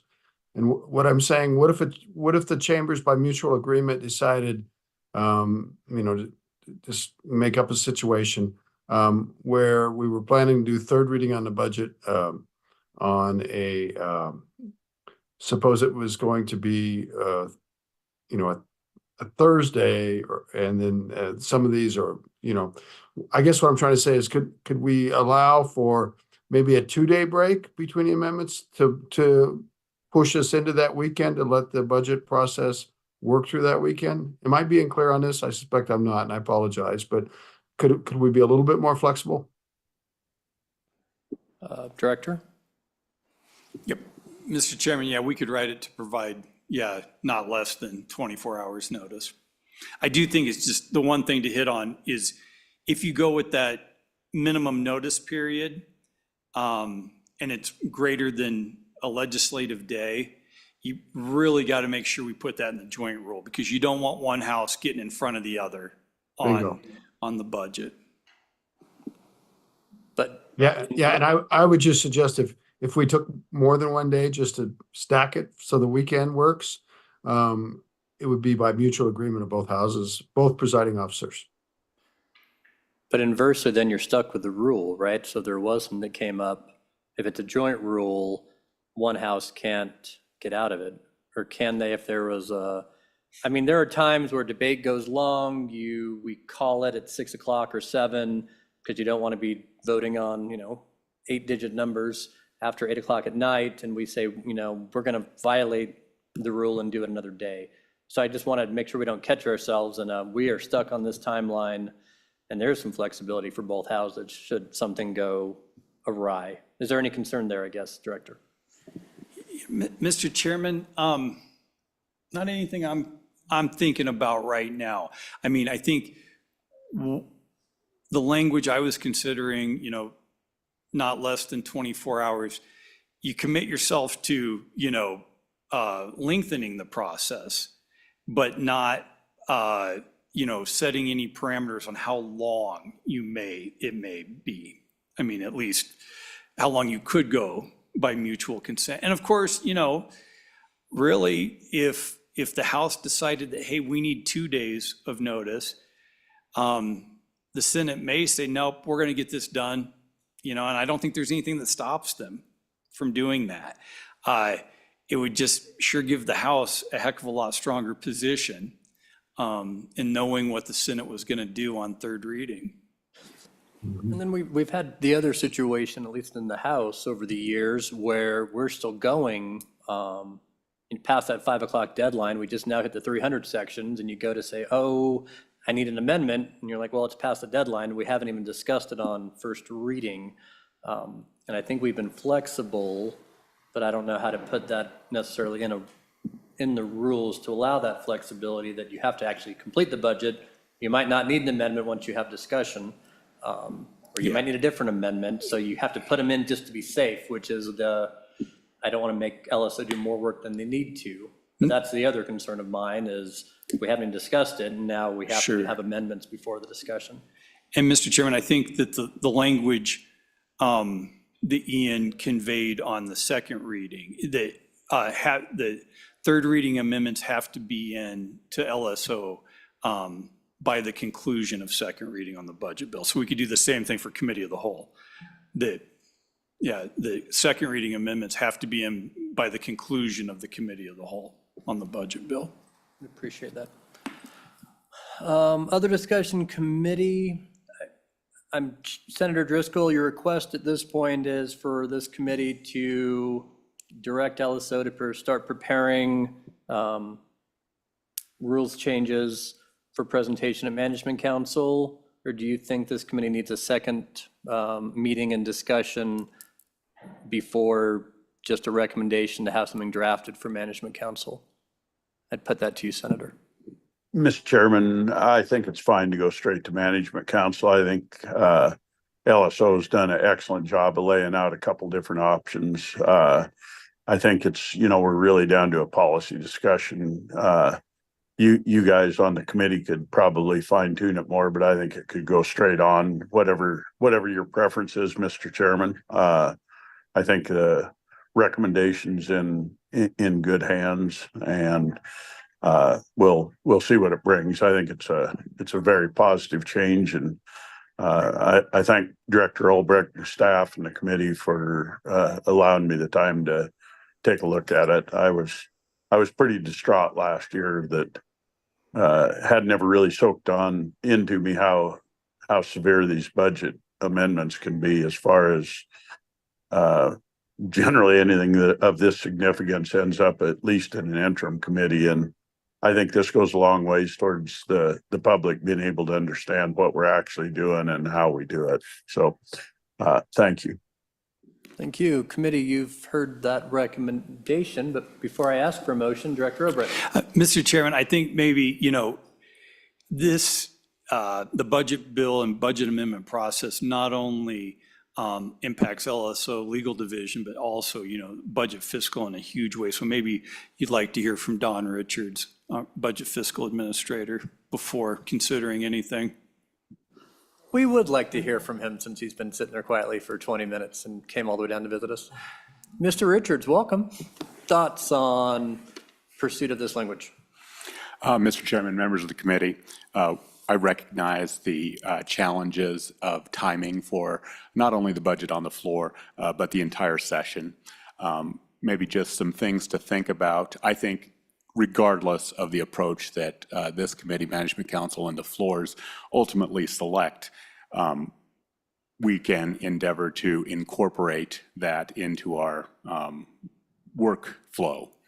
But just a couple of considerations for this committee is the addition on Friday, no impact on LSO staff to begin the committee of the whole discussion.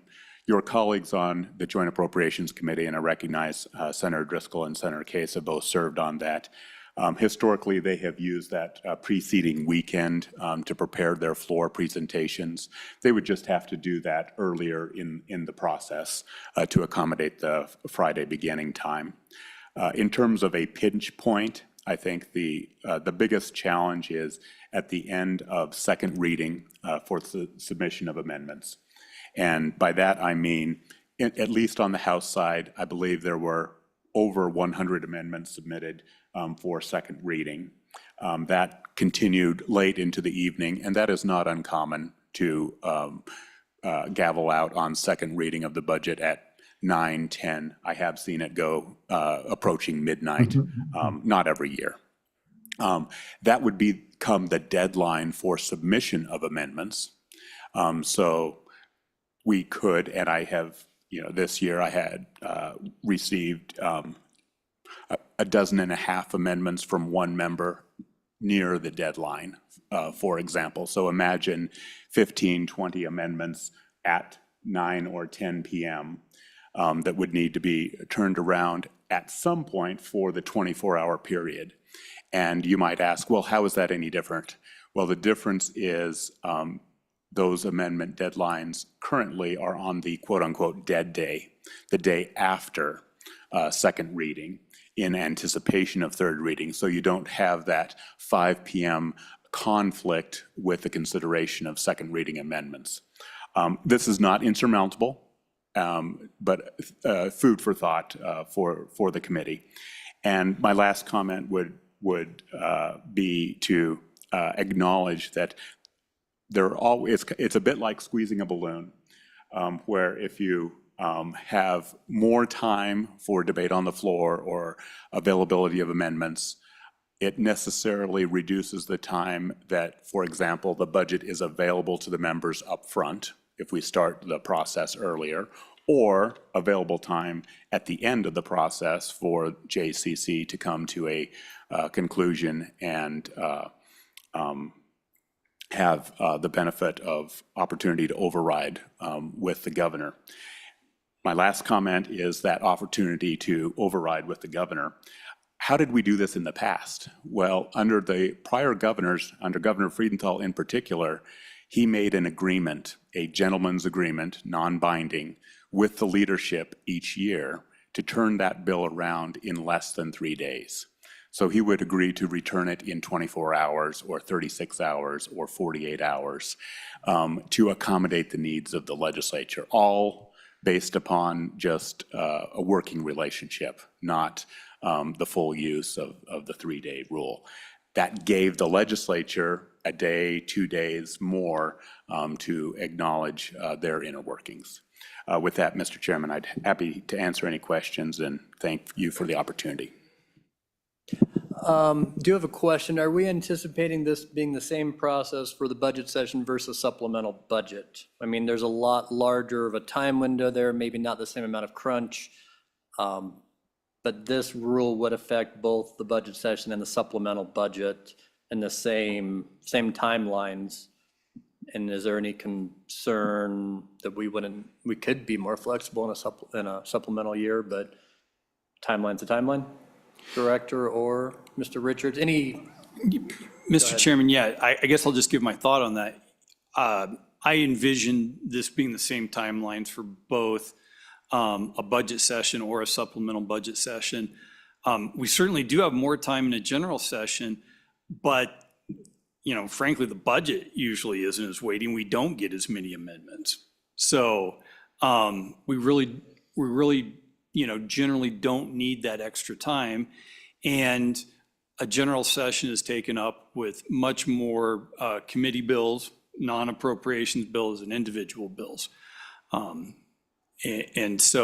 the other thing too is that we do on a general session, and Ian will talk about this, is we're drafting legislation still for the first 12 to 15 days of the session. So what we don't want to be doing is writing budget bill amendments while we're still drafting legislation during that time too. So, and I don't think we have to under this proposed 24-hour notice period at all, but I don't think we could expand it much either.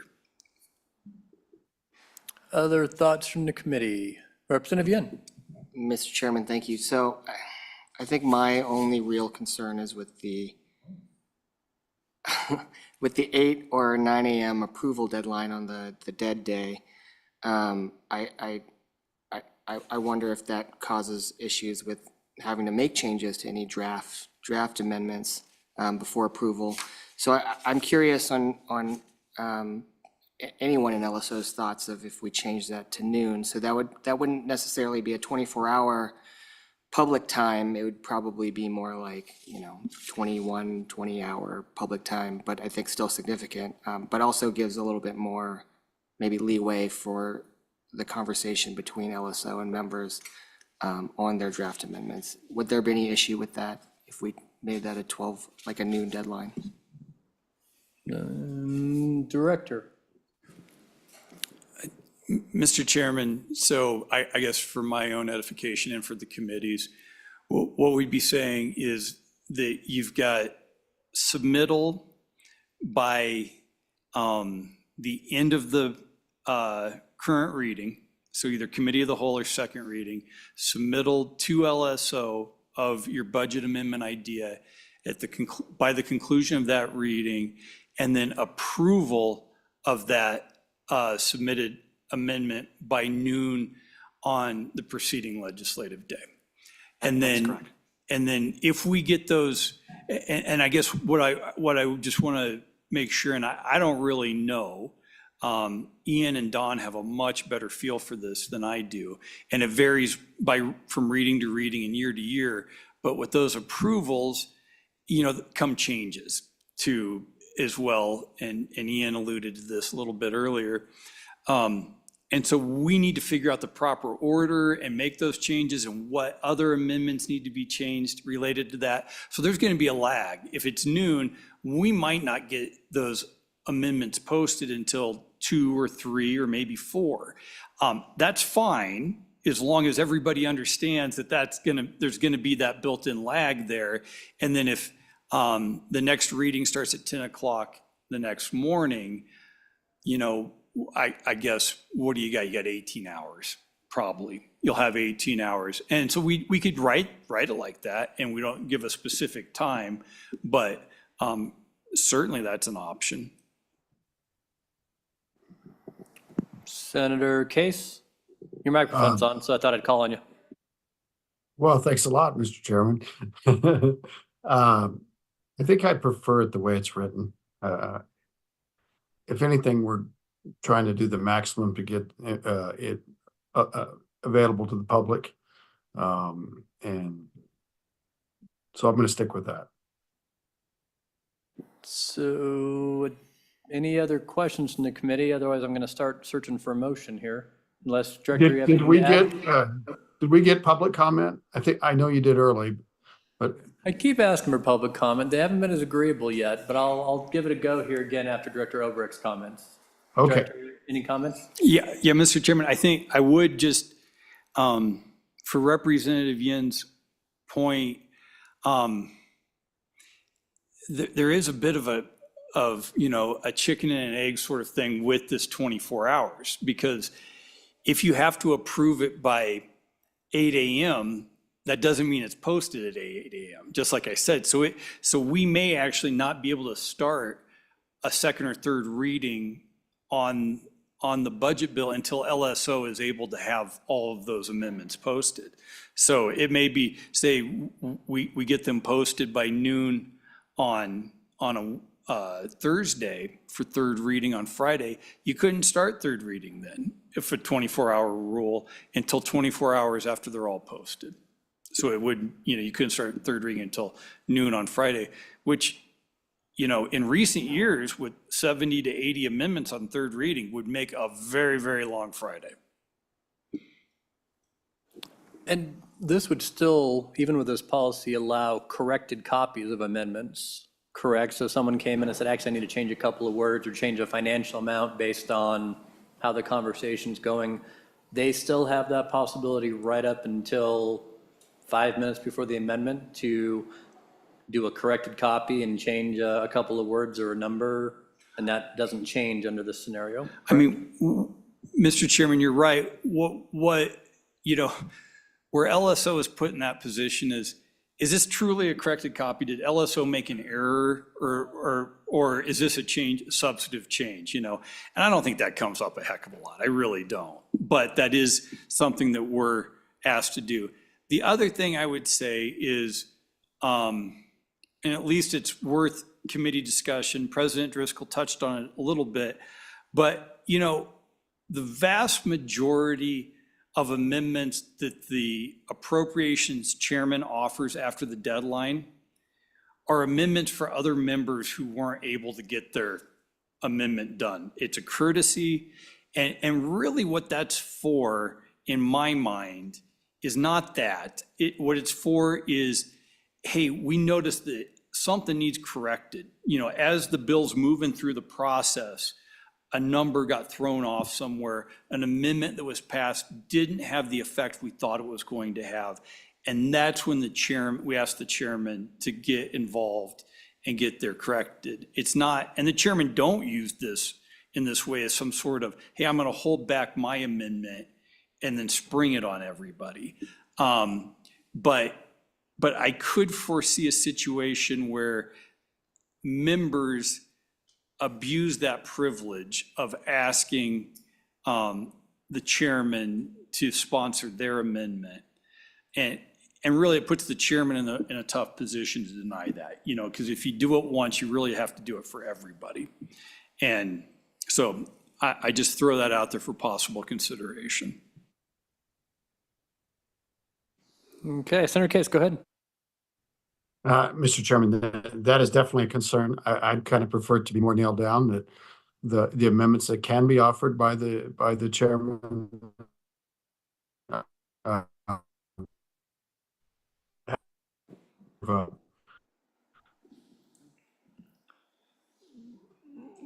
I think you froze there for a second, Senator Case. Try again for us. Or, nature and how am I doing now? Sorry about that. But I more specificity about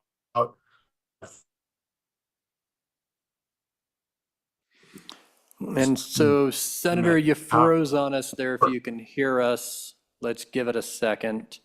I might go to Senator Larson real quick, and then I'm going to have you repeat in just a second, Senator Case, when this comes through to you. Senator Larson, go ahead. Mr. Chairman, thank you. This is probably why I brought up the topic to begin with. I think I have seen at times where the chairman may have used that tactic, and I think we should nail it down so it is not used. I agree. I support this discussion. Nice. Senator Driscoll, go ahead. Senator Larson, I am in complete agreement. I didn't catch that when you were coming around the first time, but I truly believe we ought to nail this down, that the chairman, if we're going to deal with this issue, we ought to give them a specific set of parameters of what they can bring it about, i.e. corrections, a handful of things, but not carte blanche change. And I do think this is the right vehicle and the right time to deal with it. Thank you. Thank you. Chairman, I agree. Case. Okay, yeah, your camera still seems to be frozen, but at least we can hear you now. Got it. I agree. I'll tell you what I'll do. I'll shut the camera off. We'll see. Hear me See now? if that helps. Yep, we can hear you now. If you want to repeat your earlier comment, sorry, they were pretty jumbled, but we'll give you the floor again. People tell me I'm jumbled all the time. I completely agree with the sentiment of where this is going. All right, with that, someone want to throw out a motion besides the chairman? Mr. Chairman. Go ahead, Director Obrick. Sorry, here's what else we could do. Since this select committee only really makes recommendations to management council, if everybody would feel more comfortable with viewing some language in a draft amendment, we can work on that, distribute it to the select committee via email. Select committee can make those changes and recommendations via email vote. I don't think you really need to hold another meeting. And then we just forward that on to management council, and council has a full open public comment on it. I think that sounds like a heck of a motion that Representative Banks is about to make for us. Seeing if his mic works. Yes, Mr. Chairman, I would so move. Thank you. Is there a second to that? Seconded by Larson, I think. Yes, I'll second that. I would like to make a comment also, though. Sure, go ahead, Senator Larson. Mr. Chairman, thank you. I agree with Representative Yin. I hope we can incorporate the noon deadline and maybe make it so it isn't specifically 24-hour notice.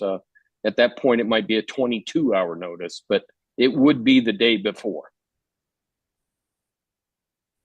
So with that, the motion on the floor is for LSO to develop some draft language, send it out to us through email for an email vote, and then it would be forwarded on to management council, assuming we're not having another meeting. We'll see how this afternoon goes, but director, does that sound appropriate if that motion passes? That sounds great. And Mr. Chairman, to Representative Yin and Senator Larson's point, how about if LSO provides two alternative language and then the select committee can vote on which one they want? Agree. Okay. All in favor of Representative Banks's motion, please raise your hand or say aye. Case says aye. Okay. That looks like 5 in favor and Senator Rothfuss excused. With that, any other from LSO policy considerations that you have to bring to us today or things you'd like to talk about? Mr. Director, Mr. Richards, Mr. Shaw. Thank you, Mr. Chairman, committee. Thank- I'll step in and thank you very much. I'm heading back off to more fun. So thank you very much. Appreciate the time. Thank you, Mr. President. Have a great day. With that, Director on Policy Considerations. Senator Mr. Chairman, Larson that's has what we his hand have for up. now. Oh, Senator Larson, do you have some things to talk about? Go ahead. Mr. Chairman, I didn't get connected with you guys on the agenda. At some point, I would like to discuss the possibility of putting our votes up on the screen, either during the votes that are recorded, just like the speaker and the presidency, or afterwards. But I would like that discussion at some point. I think the citizens of Wyoming would appreciate that.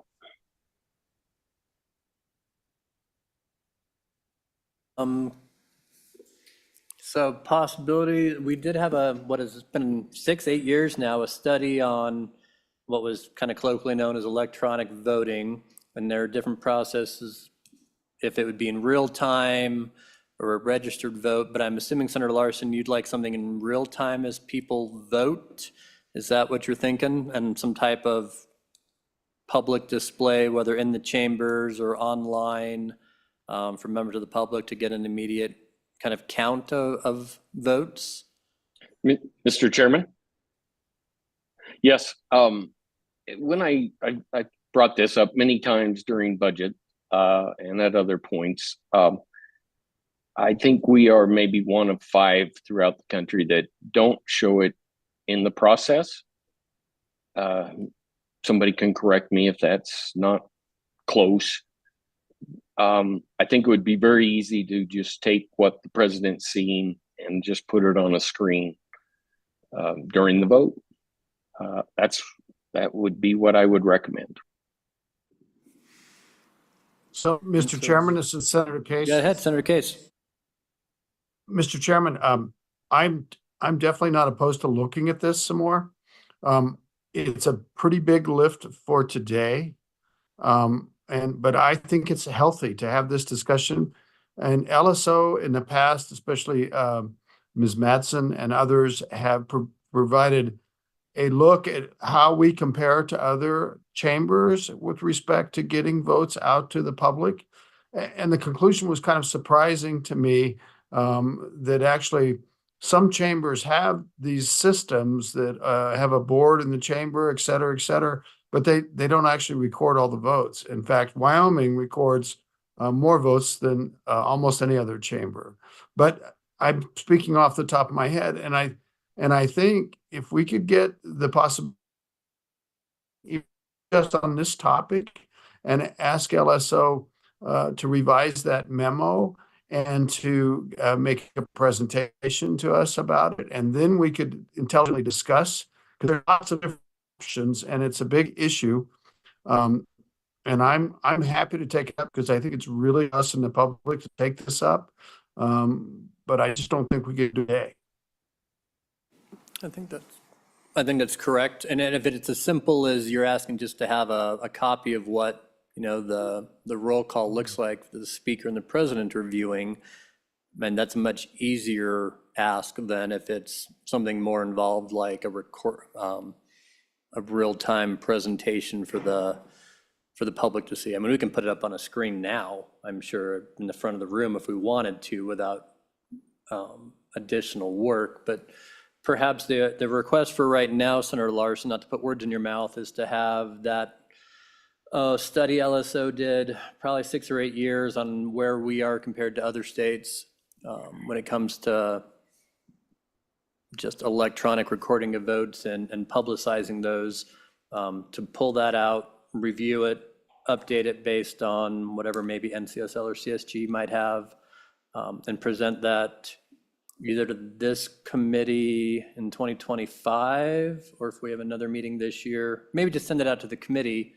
and that way it could be put on, a management council topic agenda. It could be put on another agenda for this committee. Mr. Chairman? Go ahead, Senator Case. I'd really like to see us have, even if it's just a Zoom meeting, to review that study. If there are any updates, that would be great. And then we could just discuss that topic for that day and in fact, entertain motions. But I'd like to see that done maybe within a month or after a month or whatever's convenient for staff. Would that be a motion, Senator Case, to have? Well, I'm searching for agreement here. But I think we could have another meeting just for that topic, and maybe something else will fall into that. There's a lot of work to be done, and I don't mind having another meeting of this committee later this year. I mean, I always like seeing all of you. So there's not a motion on the floor yet, but the general agreement would be to review where other states are and possibilities where Wyoming could be in regards to better transparency in voting processes. Look what other states do. It could involve electronic means. I guess really a scope of the field, and then what would be possible for Wyoming. I mean, I know I hear from it on all sides of we could be doing it better. Should we have, does it affect the flow? Does it affect the roll call? Do we even need a roll call? So maybe it is time to pull that information out, because I hear the grumbling from a lot of people on a lot of sides. So is that something you think within a month, LSOs, I'm looking around at the director and staff, that we could do an overview of the field and a revision and a presentation, maybe on Zoom, maybe on person? Go ahead, Senator Case. Mr. Chairman, it's just a revision of the previous memo, and then let's have a discussion about it. Director, before I ask for a motion, does that sound achievable for a November meeting, shall we say? Yeah, it certainly does, Mr. Chairman. And the other aspect we could do on that is IT could figure out then, what it would take for us to display the ongoing votes on the huge monitors in both the House and the Senate. And then maybe online too.